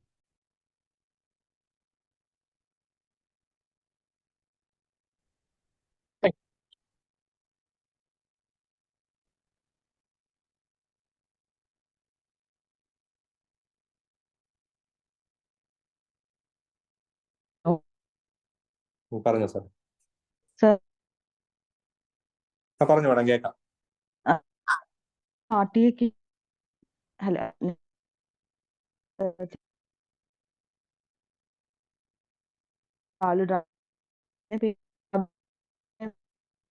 ക്ലിയർ ആവുന്നില്ല. ആള് ഡ്രങ്കനാണ്. ഹലോ ഹലോ കേൾക്കാവോ സാർ? ഹലോ സർ, ചില RTA കേസസിൽ സപ്പോസ് ഒരു കാർ വേഴ്സസ് ബൈക്കാണ്, ബൈക്കിലെ ആള് ഓടിച്ചിരുന്ന ആള് ഡ്രങ്കൺ ആണ്. അപ്പം ഈ കാറുകാര് ഇവരെ കൊണ്ടുവന്നിട്ട് ഇവര് ഡ്രങ്കൺ ആണ്, അത് നമുക്ക് ബ്ലഡ് സാമ്പിൾ എടുത്ത് പരിശോധിക്കാൻ പറ്റുമോ, അല്ലെങ്കിൽ സർട്ടിഫിക്കറ്റ് തരാൻ പറ്റുമോ എന്ന് ചോദിച്ചു കഴിഞ്ഞാൽ അതെങ്ങനെ സാർ ഡീൽ ചെയ്യാൻ പറ്റും? ഇപ്പൊ ആക്ച്വലി അവരുടെ റിക്വസ്റ്റ് പ്രകാരം നമുക്കൊരു എക്സാമിൻ ചെയ്ത് കൊടുക്കാനായിട്ട് പറ്റില്ല. കാര്യം ഇപ്പൊ അങ്ങനെ ഒരു സംഭവം ഉണ്ടെങ്കിൽ നമ്മൾ ആക്ച്വലി അങ്ങനെ ഒരാൾ കൊണ്ടുവരുമ്പോഴത്തേക്ക് വൂണ്ട് സർട്ടിഫിക്കറ്റ് അല്ലേ നമ്മൾ എഴുതുന്നത്. വൂണ്ട് സർട്ടിഫിക്കറ്റിനകത്ത് സ്മെൽ ഓഫ് ആൽക്കഹോൾ പ്രസന്റ് എന്ന് റെക്കോർഡ് ചെയ്യാൻ മാത്രമേ നമുക്ക് സാധിക്കൂ. അപ്പൊ അതിൽ ജസ്റ്റ് സ്മെൽ ഓഫ് ആൽക്കഹോൾ മാത്രം മതിയോ, അതോ സാധാരണ നമ്മൾ ഡ്രങ്കൺ സർട്ടിഫിക്കറ്റിൽ എഴുതുന്ന പോലെ എല്ലാം ഡീറ്റെയിൽഡ് ആയിട്ട് എഴുതണോ, അതോ ജസ്റ്റ് സ്മെൽ ഓഫ് ആൽക്കഹോൾ? ഇല്ല, സ്മെൽ ഓഫ് ആൽക്കഹോൾ മാത്രം. നമ്മളെ റൊട്ടീൻ വൂണ്ട് എക്സാമിനേഷൻ നമ്മളോട് ആരും പറഞ്ഞിട്ടില്ലല്ലോ പുള്ളി ഇത് മദ്യപിച്ചിട്ടുണ്ടോ ഇല്ലയോ എന്ന് ചെക്ക് ചെയ്യാനോ മറ്റു കാര്യങ്ങളോ ഒന്നും നമുക്കൊരു റിക്വസ്റ്റ് ഇല്ല. നമ്മുടെ അയാൾ ഇംപ്ലൈഡ് കൺസെന്റുമായിട്ടാണ് വന്നേക്കുന്നത്. അയാളുടെ ഫിസിക്കൽ എക്സാമിനേഷൻ ചെയ്യാനും വൂണ്ട് സർട്ടിഫിക്കറ്റ് എഴുതാനുള്ള അധികാരം മാത്രമേ നമുക്ക് ആ സമയത്തുള്ളൂ. അല്ല, മറ്റൊരാളുടെ റിക്വസ്റ്റ് പ്രകാരം നമ്മൾ എടുത്തു വെക്കാനായിട്ട് പറ്റില്ല. കാര്യം വെച്ചാൽ ബ്ലഡ് സാമ്പിൾ എടുക്കാനും ആ സമയത്ത് നമ്മൾ ഇങ്ങനെ ഒരു ഇതിനായിട്ട് കളക്ട് ചെയ്യാൻ പറ്റത്തില്ല. പോലീസ് കൊണ്ടുവരുന്ന കാര്യങ്ങളിലാണ് നമുക്കുള്ളത്. അപ്പൊ അത് മറ്റേത് സർക്കംസ്റ്റാൻഷ്യൽ എവിഡൻസും ബാക്കി കാര്യങ്ങളും ഉപയോഗിച്ചത് ബാക്കി പോയിക്കോളും. അപ്പൊ കൂടുതലായിട്ട് അതിനകത്ത് നമ്മൾ സാമ്പിളുകളൊന്നും കളക്ട് ചെയ്യാതിരിക്കുകയാണെന്നല്ല, സ്മെൽ ഓഫ് ആൽക്കഹോൾ എവിടെ വേണമെങ്കിലും നമുക്ക് റെക്കോർഡ് ചെയ്യാം. അത് വൂണ്ട് സർട്ടിഫിക്കറ്റിൽ വേണമെങ്കിൽ റെക്കോർഡ് ചെയ്യാം. ബാക്കിയുള്ള കാര്യങ്ങൾ നമുക്ക് പറ്റില്ല എന്നുള്ളതാണ് എൻ്റെ ഒരു ഇത്. അതിനെപ്പറ്റി ഞാൻ ഒന്നുകൂടെ ഒന്ന് അന്വേഷിച്ച് ചോദിക്കാം. പക്ഷേ പറ്റില്ല എന്നുള്ള കാര്യം വെച്ചാൽ അവരുടെ ഒരു ഇംപ്ലൈഡ് കൺസെന്റ് നമ്മുടെ ഫിസിക്കൽ എക്സാമിനേഷനും വൂണ്ട് സർട്ടിഫിക്കറ്റ് എക്സാമിനേഷനും മാത്രമേ അവർ തരുന്നുള്ളൂ. ബാക്കി സാമ്പിളുകൾ കളക്ട് ചെയ്യുക എന്നുള്ള കാര്യങ്ങളിലേക്ക് അത് വരുന്നില്ല. അപ്പൊ അയാൾ തന്നെ റിക്വസ്റ്റ് ചെയ്യുകയാണെങ്കിലും വേണമെങ്കിൽ കളക്ട് ചെയ്ത് സൂക്ഷിക്കുക എന്നുള്ളതല്ലാതെ നമുക്ക് അതിനകത്ത് വേറെ അയക്കാനൊന്നുള്ള ഓപ്ഷൻ ഇല്ല. സർ, അതുപോലെ ഇപ്പൊ ഈ ഡ്രങ്ക് ചെയ്ത് ഈ പബ്ലിക് ന്യൂസൻസ് ഉണ്ടാക്കി പോലീസുകാർ കൊണ്ടുവരുമ്പോൾ അവർ മിക്കവാറും ബ്ലഡ് സാമ്പിൾ കളക്ട് ചെയ്യാനുള്ള റിക്വസ്റ്റ് ഒന്നും ഉണ്ടാവില്ല. അപ്പം അങ്ങനെയുള്ള കേസിൽ നമ്മൾ ബ്ലഡ് സാമ്പിൾ കളക്ട് ചെയ്യേ വേണ്ടെന്നാണോ? അല്ല, അതിനകത്ത് ആക്ച്വലി ഞാൻ പറഞ്ഞില്ലേ, നേരത്തെയുള്ള സാഹചര്യങ്ങളിൽ നമ്മളത് കളക്ട് ചെയ്യാറില്ലായിരുന്നു. ഡ്രങ്ക് ഡ്രൈവിംഗ് എല്ലാ കേസുകളിൽ മാത്രം സ്പെസിഫിക് ആയിട്ട് കളക്ട് ചെയ്യും. പോലീസ് റിക്വസ്റ്റേഷൻ ഇല്ലെങ്കിൽ കളക്ട് ചെയ്യാതിരിക്കുകയായിരുന്നു ചെയ്യുന്നത്. ഇപ്പം കോടതി ഇങ്ങനെ ഒരു വെർഡിക്റ്റ് ഇട്ടത് കൊണ്ട് ആക്ച്വലി നമ്മുടെ സേഫ്റ്റിക്ക് കളക്ട് ചെയ്യുന്നതാണ് നല്ലത് എന്നാണ് എൻ്റെ അഭിപ്രായം. ഞാൻ ചോദിച്ച് ഗുജറാൾ സാറിന്റെ അഭിപ്രായം അതാണ്. പിന്നീട് ഇപ്പോ പക്ഷെ നമുക്ക് കുറച്ച് വേറൊരു കാര്യമുണ്ട് ഇതിനകത്ത്. നമുക്ക് കോടതിയിൽ പോയി കറക്റ്റ് ആയിട്ട് പറഞ്ഞ് ഡിഫെൻഡ് ചെയ്യാനായിട്ട് സാഹചര്യം ഉണ്ട് എങ്കിൽ ആക്ച്വലി നമുക്ക് ആ സമയത്ത് നമ്മുടെ ഫിസിക്കൽ എക്സാമിനേഷൻ വെച്ചിട്ട് വേണമെങ്കിൽ സ്മെൽ ഓഫ് ആൽക്കഹോൾ പ്രസന്റ്, ഈ consumed alcohol and not under the influence നമുക്ക് കൊടുക്കാം. പക്ഷെ ആ വെർഡിക്റ്റിനകത്ത് പറഞ്ഞേക്കുന്നതെന്ന് വെച്ച് കഴിഞ്ഞ് കഴിഞ്ഞാൽ ഒരാള് കൺസ്യൂംഡ് ആൽക്കഹോൾ എന്ന് പറയണമെങ്കിൽ നമ്മുടെ ഒപ്പീനിയനകത്ത് അങ്ങനെ ഒരു വേർഡിങ് ഉണ്ടല്ലോ, the person has consumed alcohol and he's under the influence. അതിനകത്ത് ആ കൺസ്യൂംഡ് ആൽക്കഹോൾ എന്ന് പറയണമെങ്കിൽ നിങ്ങളുടെ സ്മെൽ ഓഫ് ആൽക്കഹോൾ ഒന്നും വെച്ചിട്ട് പോരാ. ആ ഒരു ബ്ലഡ് വെച്ചിട്ട് ആ കൺസ്യൂം ചെയ്തേക്കുന്ന ആൽക്കഹോൾ തന്നെ ആണ് എന്ന് ഒരു കെമിക്കൽ എക്സാമിനേഷൻ റിപ്പോർട്ട് വെച്ച് മാത്രമേ അത് കൺസ്യൂം ചെയ്തിട്ടുണ്ടെന്ന് പറയാൻ പറ്റൂ എന്നുള്ളതാണ് അവർ പറഞ്ഞേക്കുന്നത്. അപ്പൊ നമ്മൾ ആ ഒപ്പീനിയൻ എങ്ങനെ കൊടുക്കും എന്നുള്ള ഒരു പ്രോബ്ലം വരും. ക്രോസുകൾ വരാം. നമ്മൾ അങ്ങനെ ഒരു ഒപ്പീനിയൻ കൊടുത്തു കഴിഞ്ഞാൽ നമ്മൾ പ്രോപ്പറായിട്ട് നമുക്ക് പെർസിസ്റ്റന്റ് സ്മെൽ ഓഫ് ആൽക്കഹോൾ ബ്രത്തിലാണ് കിട്ടിയത്, ഇത്ര സമയം നമ്മൾ എക്സാമിൻ ചെയ്തിട്ടുണ്ട്, ഇത് എന്റെ എക്സ്പെർട്ടൈസും ഇത്ര നാളുള്ള ഇതും വെച്ച ശേഷം ഇത് സ്മെൽ ഓഫ് ആൽക്കഹോൾ തന്നെയാണെന്ന് പറയുകയാണെങ്കിൽ ആക്ച്വലി കോടതി അത് അപ്രൂവ് ചെയ്യാതിരിക്കാം. അപ്പൊ അത് നമുക്കൊരു കൺസേൺ അല്ല, മനസ്സിലായില്ലേ? നമുക്ക് പക്ഷെ ഇങ്ങനെ ഒരു വെർഡിക്റ്റ് ഉണ്ടായ സ്ഥിതിക്ക് നമ്മൾ ഓരോ വെർഡിക്റ്റുകൾ വരുമ്പോൾ അതിനനുസരിച്ച് നമ്മൾ എക്സാമിനേഷൻ പാർട്ട് മാറ്റത്തില്ലേ. അപ്പം പ്രോപ്പർ ആയിട്ടുള്ള മെഡിക്കൽ ലീഗൽ എക്സ്പെർട്ടുകൾ പറഞ്ഞേക്കുന്നത് ഇങ്ങനെയാണ്, സാമ്പിൾ കളക്ട് ചെയ്യുന്നതാണ് സേഫ് എന്നുള്ളതാണ് പറഞ്ഞിരിക്കുന്നത്. ചിലപ്പോ ഈ പോലീസ് റിക്വസ്റ്റ് ഇല്ലാതെ നമ്മൾ സാമ്പിൾ കളക്ട് ചെയ്യുമ്പോൾ അത് നമുക്ക് അല്ല, അത് ഡയറക്റ്റ് ആയിട്ട് എപ്പോഴും അയക്കാൻ പറയുന്നുണ്ട്. അത് പറ്റുമല്ലോ. നമ്മുടെ ഒരു മെഡിക്കൽ ഓഫീസറിന്റെ ഇതാണ് ബ്ലഡ് കളക്ട് ചെയ്യണോ വേണ്ടേ എന്നുള്ളത്. അതായത് പോലീസ് റിക്വസ്റ്റിനകത്ത് സാമ്പിൾ കളക്ട് ചെയ്തിട്ടുണ്ടെങ്കിലും എന്ന് പറഞ്ഞിട്ടില്ല എങ്കിലും ആവശ്യമായ സാഹചര്യങ്ങളിൽ ഏത് സാമ്പിൾ കളക്ട് ചെയ്യാനുള്ള അധികാരം മെഡിക്കൽ ഓഫീസർക്കുണ്ട്. അത് അയാളുടെ കൺസെന്റ് വേണം എന്നുള്ളത് മാത്രമേ ഉള്ളൂ. ഓക്കെ സാർ, അപ്പൊ കളക്ടഡ് സാമ്പിൾ നമ്മൾ പിന്നെ അത് സൂക്ഷിച്ചിട്ട് സെൻഡ് ചെയ്യാൻ പറ്റുമോ FSLലേക്ക്? അതോ അല്ല, നമ്മുടെ പോലീസിന്റെ അടുത്ത് സാമ്പിൾ കളക്ട് ചെയ്തിട്ടുണ്ട്, കെമിക്കലിലേക്ക് സെൻഡ് ചെയ്ത് തരികയാണ്. അപ്പൊ അവർക്ക് കൊണ്ടുപോകാൻ വില്ലിങ് അല്ലെങ്കിൽ എന്ത് ചെയ്യുക? നമ്മൾ സാമ്പിൾ കൊണ്ടുപോകാൻ വില്ലിങ് അല്ല എന്നവർ പറയുകയാണെങ്കിൽ ആക്ച്വലി നമുക്കത് അവിടെ പ്രിസർവ് ചെയ്യാം. അതും പറയുന്നുണ്ട്. ഒരു കേസിൽ ഇപ്പോൾ സാമ്പിളോ ഒമിറ്റസോ സാധനങ്ങളോ അപ്പോൾ ഇമ്മീഡിയറ്റ് ആയിട്ട് പോലീസ് കൊണ്ടുപോകുന്നില്ലെങ്കിൽ നമുക്കത് പ്രിസർവ് ചെയ്യാം. 3 മാസമാണെന്ന് തോന്നുന്നു അതിന്റെ ടൈം പറയുന്നത്. 3 മാസത്തിന് ശേഷം നമ്മൾ എന്ത് ചെയ്യും? കൺസേൺഡ് പോലീസിനെയും കമ്മീഷണറെയും ഒരു ലെറ്റർ മുഖേന അറിയിക്കും, ഇങ്ങനെ ഒരു സാമ്പിൾ ഇവിടെ ഇരിപ്പുണ്ട്, അത് നിങ്ങൾക്ക് ആവശ്യമുണ്ടെങ്കിൽ വന്ന് കളക്ട് ചെയ്തുകൊണ്ട് പോവുക, ഇല്ലെങ്കിൽ നമ്മളെ അറിയിക്കുക എന്ന് പറഞ്ഞിട്ട്. അപ്പൊ അവിടുന്ന് ലെറ്റർ വരുന്നതനുസരിച്ച് നമ്മൾ ബോർഡ് കൂടി ആ സാമ്പിൾ ഡിസ്പോസ് ചെയ്യുകയാണ് ചെയ്യുന്നത്. ഇതിലെല്ലാം നമ്മുടെ സാഹചര്യങ്ങൾ അനുസരിച്ച് നമ്മൾ പല രീതികളിൽ ചെയ്യുന്നുണ്ട്.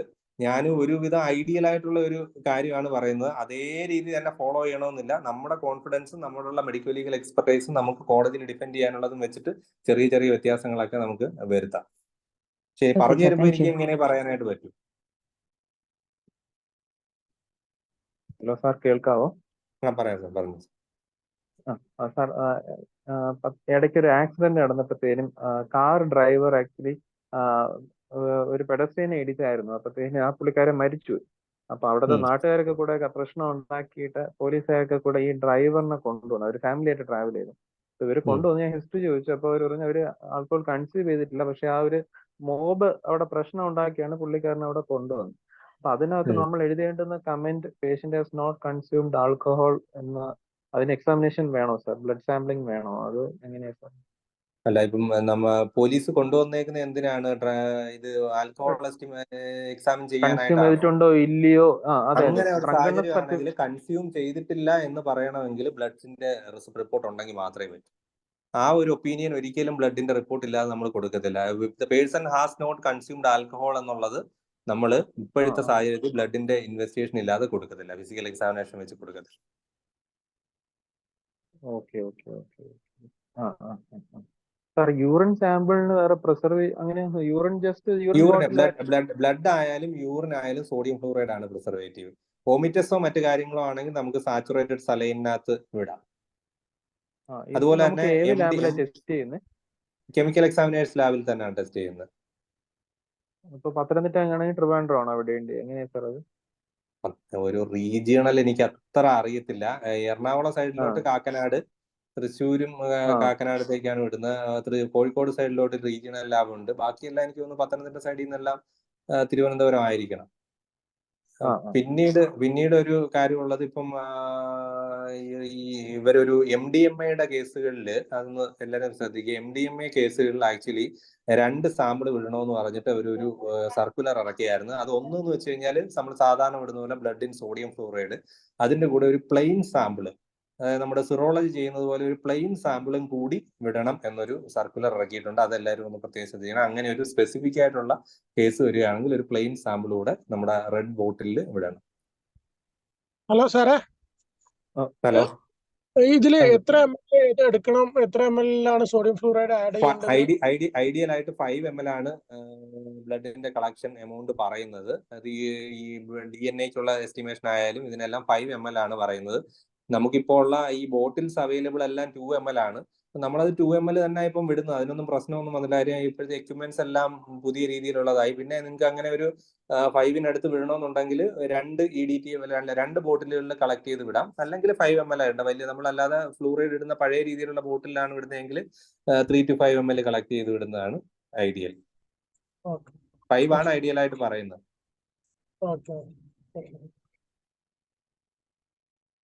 Sir hello. പറഞ്ഞു. സാർ ഇപ്പോൾ നമുക്കിപ്പോൾ ഒരു പേഷ്യന്റിനെ നമ്മൾ ഇതേപോലെ എന്തെങ്കിലും തരത്തിൽ ഡ്രങ്കണ്ണസ് ആയിട്ട് വന്നപ്പോൾ നമ്മൾ ആ പേഷ്യന്റിനെ എക്സാം ചെയ്യണ സമയത്ത് ആ പേഷ്യന്റ് വയലന്റ് ആയി കഴിഞ്ഞാൽ പിന്നെ നമുക്കത് അവിടുന്ന് റെഫ്യൂസ് ചെയ്യാനുള്ള വല്ല ഇതുണ്ടോ? ആക്ച്വലി ഇപ്പം നമ്മൾ എക്സാമിനേഷൻ എവിടെ വരെ ആണോ കംപ്ലീറ്റ് ചെയ്തത് അവിടെ വെച്ച് സ്റ്റോപ്പ് ചെയ്യുകയും ബാക്കിയുള്ള examination part patient non cooperative ആയതുകൊണ്ട് കംപ്ലീറ്റ് ചെയ്യാൻ പറ്റിയിട്ടില്ല എന്നുള്ളത് നമ്മൾ എഴുതി, നോൺ കോപ്പറേറ്റീവ് പേഷ്യന്റിനെ കൊണ്ട് ആക്ച്വലി നമുക്ക് എക്സാമിനേഷൻ കംപ്ലീറ്റ് ചെയ്യാൻ പറ്റില്ല. അപ്പൊ അത് നമ്മൾ അതിനകത്ത് പ്രോപ്പറായിട്ട് എഴുതി അത് സൈൻ ചെയ്ത് വെക്കുകയുമാണ് അതിനകത്ത് ചെയ്യേണ്ടത്. അയാളെ കൊണ്ട് സൈൻ ചെയ്യിപ്പിക്കാൻ പറ്റില്ല. അപ്പൊ നമ്മൾ ആ ഒരു പാർട്ടിൽ വെച്ചിട്ട് ഇത് ഇന്ന റീസൺ കൊണ്ടാണ് എക്സാമിനേഷൻ ഇവിടെ വെച്ച് സ്റ്റോപ്പ് ചെയ്യേണ്ടി വന്നത്, പേഷ്യന്റ് വയലന്റ് ആണ് എന്നുള്ളത് എഴുതി അത് ഒപ്പീനിയൻ അല്ല അത് ക്ലോസ് ചെയ്യാം. ഒപ്പീനിയൻ നമുക്ക് കൊടുക്കാൻ പറ്റില്ലല്ലോ അതിനകത്ത്. നമുക്ക് ചെയ്യേണ്ട ആവശ്യമില്ലല്ലോ. പോലീസ് ഫോഴ്സ് ചെയ്യുകയാണെങ്കിൽ ഡോക്ടർ അത് ചെയ്തേ പറ്റൂന്നും അങ്ങനെയൊക്കെ പറഞ്ഞു ഇല്ല. കഴിഞ്ഞാൽ ഇപ്പോഴത്തെ റൂൾ അനുസരിച്ച് actually violent and non cooperative പേഷ്യൻസിനെ എക്സാമിൻ ചെയ്യേണ്ട കാര്യമില്ല. അവരെ കാം ഡൗൺ ചെയ്ത് നമ്മുടെ അടുത്ത് എത്തിക്കുകയാണെങ്കിൽ മാത്രം എക്സാമിൻ ചെയ്താൽ മതി എന്നാണ് മറ്റേ ഇതിൽ പറഞ്ഞിരിക്കുന്നത്. നമ്മുടെ സേഫ്റ്റിക്ക് കൂടെ ഇമ്പോർട്ടൻസ് കൊടുത്തിട്ടാണ് സർക്കുലർ ഇറക്കിയിരിക്കുന്നത്. അതൊന്ന് ഗ്രൂപ്പിൽ ഞാൻ ഷെയർ ചെയ്യാം, KGMയുടെ ഗ്രൂപ്പിൽ. അത് മൊത്തത്തിൽ ഒന്ന് വായിച്ചു നോക്കിയാൽ മതി. അതിനകത്ത് എല്ലാ കാര്യങ്ങളും വ്യക്തമായിട്ട് പറയുന്നുണ്ട്. ഓർഡർ ഉള്ള സ്ഥിതിക്ക് നമുക്ക് അതിനകത്ത് വേറെ പ്രശ്നങ്ങളൊന്നും വരത്തില്ല. സാർ പിന്നെ നമ്മളിപ്പോൾ ഒരു പേഷ്യന്റ് നമ്മളിപ്പോൾ ഒരു ഇതേപോലെ ചെയ്യുമ്പോൾ നമ്മൾ പോലീസുകാർ ആ റൂമിലേക്ക് എന്താണ് അവരെയും പെർമിറ്റ് ചെയ്യണ്ടേ? നമ്മളിപ്പോൾ എന്തെങ്കിലും തരത്തിൽ ഒരു അസോൾട്ട് എന്തോ ആ പേഷ്യന്റ് അല്ല ഡ്രങ്കൺ പേഴ്സൺ നമ്മൾ ചെയ്യുകയാണെങ്കിൽ പ്രൊട്ടക്ട് ചെയ്യേണ്ട ആ സമയത്ത് പോലീസുകാരുടെ ഡ്യൂട്ടി അല്ലേ? അപ്പൊ ആക്ച്വലി ഇപ്പോഴത്തെ ആ റൂളിനകത്ത് പറഞ്ഞേക്കുന്ന പോലീസുകാര് ഇങ്ങനെയുള്ള പേഷ്യൻസിന്റെ ഹിസ്റ്ററി എടുക്കുക, അവർ വയലന്റ് ആവാൻ സാധ്യതയുണ്ടോ മറ്റു കാര്യങ്ങളോട് അസസ് ചെയ്ത ശേഷം മാത്രമേ നമ്മുടെ അടുത്തേക്ക് കൊണ്ടുവരാവൂ. അങ്ങനെ കൊണ്ടുവരുന്നത് വയലന്റ് ആവാൻ സാധ്യതയുണ്ടെങ്കിൽ ഹാൻഡ് കഫ്ഡ് ആയിട്ട് ഡോക്ടറെ അടുത്തുനിന്ന് ഒരു നിശ്ചിത ഡിസ്റ്റൻസിലേ നിർത്താവൂ. അതുപോലെ തന്നെ അക്കമ്പനിങ് ആയിട്ട് ഒരു പോലീസ് ഓഫീസർ അവിടെ തന്നെ കാണണം. കൂടുതലായിട്ട് റിസ്ട്രെയിൻ ചെയ്യേണ്ടതാണ് പോലീസുകാർ കൂടുതൽ. പിന്നെ നമ്മുടെ ചില കാര്യങ്ങൾ പണ്ട് പറഞ്ഞിട്ടുണ്ട്. അതായത് ഈ മെഡിക്കൽ എക്സാമിനേഷൻ കൊണ്ടുവരുമ്പോൾ അവര് നിൽക്കുമ്പോൾ അവരുടെ ഭയപ്പാടില് അവര് കാര്യങ്ങൾ തുറന്നു പറയില്ല എന്നതുകൊണ്ട് അങ്ങനെ ഒരു സാഹചര്യം വരുവാണെങ്കിൽ പോലും ഇപ്പൊ പറഞ്ഞേക്കുന്നതെന്ന് വെച്ച് കഴിഞ്ഞാൽ ആ ഒരു പേഷ്യന്റ് നമ്മൾ എക്സാമിൻ ചെയ്യുമ്പോഴത്തേക്ക് വിസിബിലിറ്റി പീരീഡ് നമ്മുടെ ഒരു നിശ്ചിത ഡിസ്റ്റൻസിൽ ആ പോലീസുകാരൻ പ്രസന്റ് ആയിരിക്കണമെന്നാണ് ഓർഡർ പറയുന്നത്. ഇയാളെ ഇന്റർഫിയർ നമ്മുടെ എക്സാമിനേഷനെ ഇന്റർഫിയർ ചെയ്യാൻ പാടില്ല, പക്ഷെ വിസിബിലിറ്റി സ്പേസിൽ പോലീസുകാരൻ ഉണ്ടായിരിക്കണമെന്നാണ് പറയുന്നത്. സാർ പിന്നെ ഒരു ചോദ്യം അതും കൂടെ വരുന്നത്, അത് നമ്മളിപ്പോ ഇത് ഇങ്ങനെ ചെയ്യുമ്പോൾ ആ പേഷ്യന്റ് നമ്മളെ അബ്യൂസോ അല്ലെ വേർഡ്സോ വല്ലതും പറയുകയാണെങ്കിൽ നമുക്ക് അപ്പം സ്റ്റോപ്പ് ചെയ്തോടെ? സ്റ്റോപ്പ് ചെയ്യാം, അപ്പോഴത്തേത് വെച്ചിട്ട് സ്റ്റോപ്പ് ചെയ്യാം. കാര്യം എന്ന് വെച്ച് കഴിഞ്ഞാൽ അപ്പം നമുക്ക് അതിനകത്ത് അയാളുടെ ടോക്കേറ്റീവ് ആണോ ആ കാര്യങ്ങളെല്ലാം നമുക്ക് എഴുതിയ ശേഷം നമുക്ക് അത് സ്റ്റോപ്പ് ചെയ്യാം. ഇപ്പോഴത്തെ ഒരു സാഹചര്യത്തിൽ നമുക്ക് റിസ്ക് വരുന്ന കാര്യങ്ങൾ നമ്മൾ എക്സാമിനേഷൻ കംപ്ലീറ്റ് ചെയ്യണമെന്നില്ല. റൈറ്റ്സ് നമുക്ക് ഡോക്ടേഴ്സിന് ഉണ്ട് അല്ലേ? റൈറ്റ്സ് ഡോക്ടേഴ്സിനുണ്ട്. അതിനകത്ത് നമ്മൾ പ്രോപ്പറായിട്ട് റെക്കോർഡ് ചെയ്ത് കഴിഞ്ഞാൽ മതി. അല്ലെങ്കിൽ പിന്നെ ചെറിയ ചെറിയ റീസൺസിനൊന്നും അത് കംപ്ലീറ്റ് ചെയ്യാതിരിക്കരുത്. നമുക്ക് അത്രത്തോളം റീസണബിൾ ആയിട്ട് തോന്നുന്ന കേസുകളിൽ നമുക്ക് വേണമെങ്കിൽ ആ ഒരു ലോ ഉപയോഗിക്കാം എന്നാണ് എന്റെ അഭിപ്രായം. പിന്നെ ഓരോ ഡോക്ടറും ഓരോ മനസ്ഥിതി ആവുമല്ലോ ഈ കാര്യത്തില്. അതെ. അപ്പൊ നമ്മൾ ഈ വീഡിയോ എടുക്കണം എന്നുള്ളത് എല്ലാവരും ഇപ്പൊ നിർബന്ധം പറയുന്നുണ്ടോ? മൊബൈലിലല്ലല്ലോ, മറ്റേ CCTV ക്യാമറ അല്ലേ പറയുന്നത്? CCTV ക്യാമറയാണ് പറയുന്നത്. മൊബൈൽ വീഡിയോഗ്രാഫി നമ്മുടെ അതിനകത്ത് പറയുന്നില്ലല്ലോ. Okay sir. കാഷ്വാലിറ്റിയിൽ CCTV ക്യാമറ വേണമെന്നല്ലേ അതിനകത്ത് പറയുന്നത്? അതെനിക്ക് ഒന്നുകൂടെ ഒന്ന് കൺഫേം ചെയ്യണം. Okay sir. Okay sir, thank U.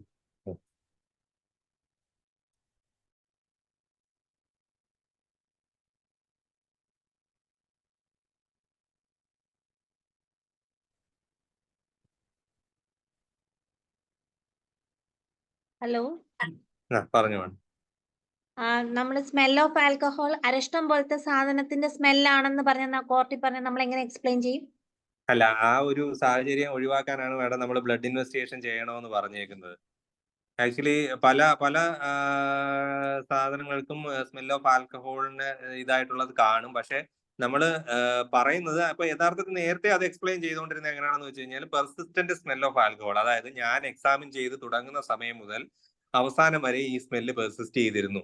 അയാള് ആ റൂമില് എക്സാമിൻ ചെയ്ത ശേഷം പോയി മൗത്ത് വാഷ് ചെയ്ത് തിരിച്ചു വരാൻ പറഞ്ഞ ശേഷം എക്സാമിൻ ചെയ്ത് കഴിഞ്ഞപ്പോഴും ആ സ്മെല്ല് പ്രസന്റ് ചെയ്തത്. നമ്മുടെ എക്സാമിനേഷൻ ടേബിളിൽ നിന്നും ഒരു 30 സെന്റിമീറ്റർ അകലെ ഇരുന്നാണ് എക്സാം ചെയ്തത്. ആ സമയത്തും സ്മെൽ ഓഫ് ആൽക്കഹോൾ പ്രസന്റ് ആയിരുന്നു.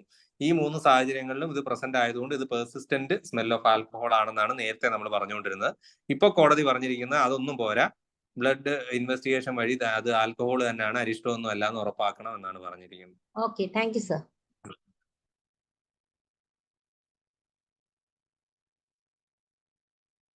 Sir, hello sir. പറഞ്ഞു. സർ, ഈ ആൽക്കഹോളും ഡ്രഗ്സും യൂസ് ചെയ്ത് വരുന്ന ഒരാളുടെ കേസിൽ ഡ്രങ്കർനെസ് സർട്ടിഫിക്കറ്റ് എങ്ങനെ? അല്ല, ഡ്രങ്കർനെസ് ഇപ്പോഴത്തെ സാഹചര്യത്തിൽ ആക്ച്വലി പോലീസിന്റെ യാതൊരു റിക്വസ്റ്റുകളിലൊന്നും ഡ്രഗ്സിന്റെ കാര്യങ്ങളൊന്നും നമ്മൾ പറഞ്ഞ് കണ്ടിട്ടില്ല. അപ്പോ ഇപ്പൊ അങ്ങനെ ഒരു പ്രത്യേക സാഹചര്യം വരികയും വേറൊരു സർട്ടിഫിക്കറ്റ് നമുക്കിപ്പോ യൂസ് ചെയ്യേണ്ട കാര്യമില്ല. വേണമെങ്കിൽ ഇതിനകത്ത് നമ്മൾ ബ്ലഡിന്റെ കളക്ട് ചെയ്ത ഭാഗത്ത് നമുക്ക് അതിനകത്തേക്ക് എഴുതാം, അതായത് ആ ഡ്രഗ്സിന്റെയും കൂടെ എക്സാമിനേഷൻ ചെയ്യണമെന്നുള്ളത് രീതിയിൽ വേണമെങ്കിൽ നോട്ട് ചെയ്ത് വിടാം. അത് അതിന്റെ ഒരു കോപ്പിയും കൂടെ അവര് കെമിക്കലിലേക്ക് കാണിച്ച ശേഷമേ കൊണ്ടുപോകാറുള്ളതാണ് എൻ്റെ ഒരു ഇത്. അപ്പം അല്ലെങ്കിൽ നമ്മൾ പ്രോപ്പറായിട്ട് ഇപ്പം കെമിക്കൽ FSLലേക്കാണ് വിടുന്നതെങ്കിൽ ആക്ച്വലി ഒരു ഫോമാറ്റ് ഉണ്ട്, അതിനകത്ത് എന്തൊക്കെ സാമ്പിളുകൾ കളക്ട് ചെയ്യണം, എന്തൊക്കെ ഇൻവെസ്റ്റിഗേഷൻ ചെയ്യണോ എന്നുള്ളത് എഴുതാം. ഇപ്പോഴത്തെ സാഹചര്യത്തിൽ യഥാർത്ഥത്തിൽ ഒരു ബ്ലഡ് സാമ്പിൾ മാത്രം കളക്ട് ചെയ്ത് വിട്ടാൽ മതി. കാര്യം ബ്ലഡ് സാമ്പിളും കൂടി വന്നു കഴിഞ്ഞാൽ യൂറിൻ സാമ്പിളും ഡ്രങ്കൻഡസിന്റെ കൂടെ അതിന്റെ കൂടെ തന്നെ അവർ ethyl alcohol and other drugs test ചെയ്തുണ്ടെന്നാണ് എൻ്റെ ഒരു ഇത്. അപ്പൊ വേറൊരു കേസ് ഇതുകൂടെ ഉണ്ടെങ്കിൽ ഡ്രഗ്സിന്റെയും കൂടെ എക്സാമിനേഷൻ ഉണ്ടെങ്കിൽ ചെയ്യാനുള്ള ഫെസിലിറ്റി അവർക്കുണ്ട്. അപ്പൊ അതുകൊണ്ട് തന്നെ ബ്ലഡും യൂറിനും മാത്രം മതി. സ്പെഷ്യൽ സർക്കംസ്റ്റാൻസസ് പറയുമ്പോൾ മാത്രമേ നമ്മൾ വോമിറ്റസ് ബാക്കി കാര്യങ്ങൾ നേസൽ സ്വാബ് അങ്ങനെയുള്ളത് പറയും. അങ്ങനെയുള്ളത് പറയുകയാണെങ്കിൽ നമുക്ക് ആ ഒരു വേറൊരു ഫോമാറ്റും കൂടെ ഉണ്ട്, അതായത് ഡ്രഗ്സിന്റെ എക്സാമിൻ ചെയ്യാനുള്ള ഫോമാറ്റ് ഉണ്ട്. അപ്പൊ അത് ഉപയോഗിക്കേണ്ട കാര്യം തന്നെ ഇല്ല. ഈ ഒരു ഡ്രങ്കർനെസിന്റെ സർട്ടിഫിക്കറ്റിനകത്ത് ഏകദേശം കാര്യങ്ങളുണ്ട്, അതിനകത്ത് ഏതൊക്കെ സാമ്പിളുകൾ കളക്ട് ചെയ്തിരിക്കുന്നു എന്നുള്ളത് രേഖപ്പെടുത്തി അത് കെമിക്കലിലേക്ക് വിട്ടാൽ മതി. അതർ ഡ്രഗ്സിനും സാറേ, അതർ ഡ്രഗ്സ് ആണെങ്കിലും സോഡിയം ഫ്ലോറൈഡും പിന്നെ തന്നെയാണോ? ബ്ലഡും യൂറിനുമാണ് സാറേ മെയിൻ ആയിട്ട് എല്ലാ സാധനത്തിനകത്ത് യൂസ് ചെയ്യുന്നത്. ബാക്കി ചിലതിനകത്ത് ഈ ബൈലൊക്കെ എടുത്തു വിടുന്നത് നമ്മൾ പോസ്റ്റ്മോർട്ടത്തിലാണ്. പിന്നീട് അവർ 3 സാമ്പിളുകളാണ് പറയുന്നത്. ഒന്ന് നേസൽ സ്വാബ്, അത് കൊക്കൈനോ അതേപോലത്തുള്ളതൊക്കെ ഇതാക്കാനായിട്ടായിരിക്കും. അടുത്തതെന്ന് വെച്ച് കഴിഞ്ഞാൽ വൊമിറ്റസോ എന്തെങ്കിലും കിട്ടുന്നുണ്ടെങ്കിൽ, ആസ്പിറേഷൻ ഓഫ് സ്റ്റൊമക്ക് കിട്ടുന്നുണ്ടെങ്കിൽ അത് അയക്കാനായിട്ടാണ് പറഞ്ഞിരിക്കുന്നത്. പിന്നീട് MDMA കാര്യത്തിൽ മാത്രം മലപ്പുറത്തുനിന്നോ എവിടുന്നോ ഒരു കോഴിക്കോട് നിന്നാണ് തോന്നുന്നത് അവർ ഓർഡർ ഇറക്കിയേക്കുന്നത് നമ്മുടെ അതിൽ ഗ്രൂപ്പിൽ വന്നായിരുന്നു. അതിൽ നിങ്ങൾ സാധാരണഗതിയിൽ അയക്കുന്ന ബ്ലഡ് സാമ്പിളിന്റെ കൂടെ ഒരു പ്രിസർവേറ്റീവ് ഉപയോഗിക്കാത്ത ഒരു സാമ്പിളൂടെ അയക്കണമെന്ന് പറഞ്ഞിട്ടുണ്ട്. ഈ കാര്യം യഥാർത്ഥത്തിൽ ഞാൻ ഒന്നുകൂടെ ഒന്ന് അന്വേഷിക്കാം. ഞാനിപ്പോ ഇന്ന് ഈ പ്രസന്റേഷന്റെ ഇത് പ്രിപ്പയർ ചെയ്തപ്പോഴാണ് ഡ്രഗ്സിന്റെ കാര്യങ്ങളൂടെ ഇതിനകത്ത് പറയാമെന്ന് വെച്ചത്. അപ്പൊ ഇതിന്റെ കാര്യങ്ങൾ ഞാനൊന്ന് പ്രോപ്പറായിട്ട് ഒന്നുകൂടെ ഒന്ന് അന്വേഷിച്ച ശേഷം ഞാൻ ഗ്രൂപ്പിൽ മറുപടി പറയാം സാറേ. Okay, thank U.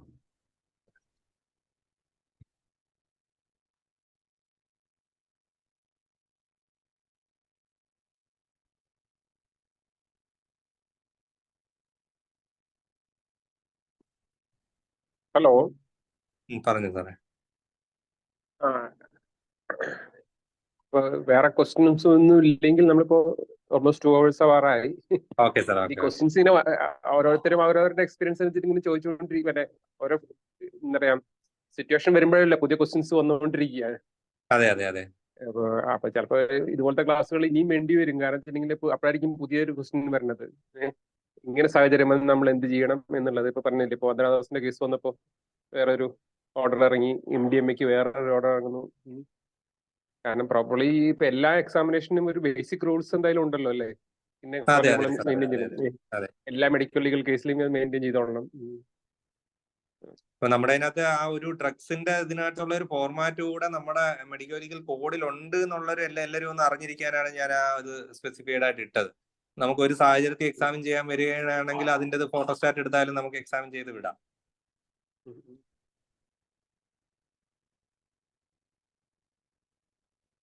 വേറെ പ്രത്യേകിച്ച് ക്വസ്റ്റ്യൻസ് ഒന്നും ഇല്ലെങ്കിൽ നമുക്ക് ഇത് ഇന്നിവിടെ നിർത്താം. എന്തായാലും വളരെ ഇൻഫർമേറ്റീവ് ആയിട്ടുള്ള ഒരു ക്ലാസ് ആയിരുന്നു. അതായത് ഇപ്പൊ എനിക്ക് ഒന്ന് ഈ ചർച്ചയിൽ പങ്കെടുത്തുള്ളവർ മിക്കവരും ഇങ്ങനത്തെ ഓരോ ഇഷ്യൂസ് ഫേസ് ചെയ്തിട്ടുള്ള ആൾക്കാരാണ്. എന്നുള്ളത് ഉറപ്പാണ്. ഇനിയിപ്പോ ഇതില് ചർച്ചയിൽ സംസാരിക്കാത്ത ആൾക്കാർ നാളെ ഫേസ് ചെയ്യാൻ പോണ കാര്യമാണത്. അപ്പോ അതുകൊണ്ട് എല്ലാവരും ഓൾറെഡി ഡോക്ടർ ഒരു മറ്റേ PPT ഷെയർ ചെയ്തിട്ടുണ്ട്, അത് ഞാനത് ഗ്രൂപ്പിലിടാം. അപ്പോൾ ഡോക്ടർ ദീപുവിന് വളരെ നന്ദിയുണ്ട്.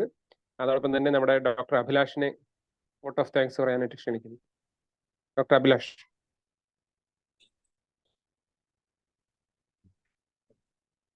അഭിലാഷ് ഉണ്ടോ?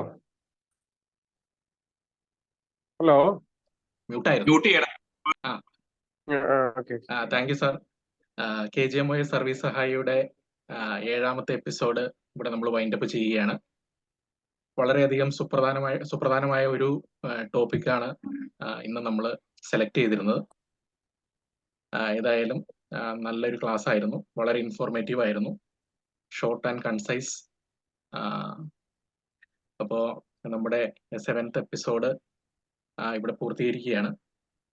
ആദ്യമായിട്ട് എനിക്ക് നന്ദി പറയാനുള്ളത് നമ്മുടെ എല്ലാ സ്റ്റേറ്റ് ലീഡേഴ്സിനോടും അതോടൊപ്പം തന്നെ എല്ലാ ഡിസ്ട്രിക്ട് ലീഡേഴ്സിനുമാണ്. അടുത്തതായിട്ട് നന്ദി പറയുന്നത് നമ്മുടെ സർവീസ് സെല്ലിന്റെ സന്തോഷ് സാറിനോടും അതുപോലെ തന്നെ ഡോക്ടർ ഷാരോണിനോടുമാണ്. പിന്നെ നന്ദി പറയാനുള്ളത് നമ്മുടെ ഇവിടെ ഇന്ന് സെഷൻ കൈകാര്യം ചെയ്തിട്ടുള്ള ദീപു സാറിനോടാണ്. നേരത്തെ പറഞ്ഞ പോലെ തന്നെ ഇത് സാറ് ആദ്യമേ പറഞ്ഞിരുന്നു, ഇത് CMOസിന്റെ മാത്രം ഒരു പ്രശ്നമല്ല, എല്ലാ മെഡിക്കൽ ഓഫീസേഴ്സും അറിഞ്ഞിരിക്കേണ്ട ഒരു കാര്യമാണ്. കാരണം നമ്മൾ മിക്ക ഇൻസ്റ്റിറ്റ്യൂഷൻസും FHC യാണ്, അതോടൊപ്പം ട്രെയിനിങ് OP മിക്ക സ്ഥലങ്ങളിലും സ്റ്റാർട്ട് ചെയ്തിട്ടുണ്ട്. അപ്പൊ അതുകൊണ്ട് എപ്പോഴും ഈവനിങ്സിൽ ഡ്യൂട്ടി എടുക്കുന്ന മെഡിക്കൽ ഓഫീസർമാർക്ക് വോണ്ട് സർട്ടിഫിക്കറ്റ് കൊടുക്കുക, അതുപോലെ തന്നെ ഡ്രങ്കണ്ണസ് കൊടുക്കുക, ഇതെല്ലാം ഇപ്പൊ FHCകളിലേക്കും എക്സ്റ്റെൻഡ് ചെയ്തിട്ടുണ്ട്.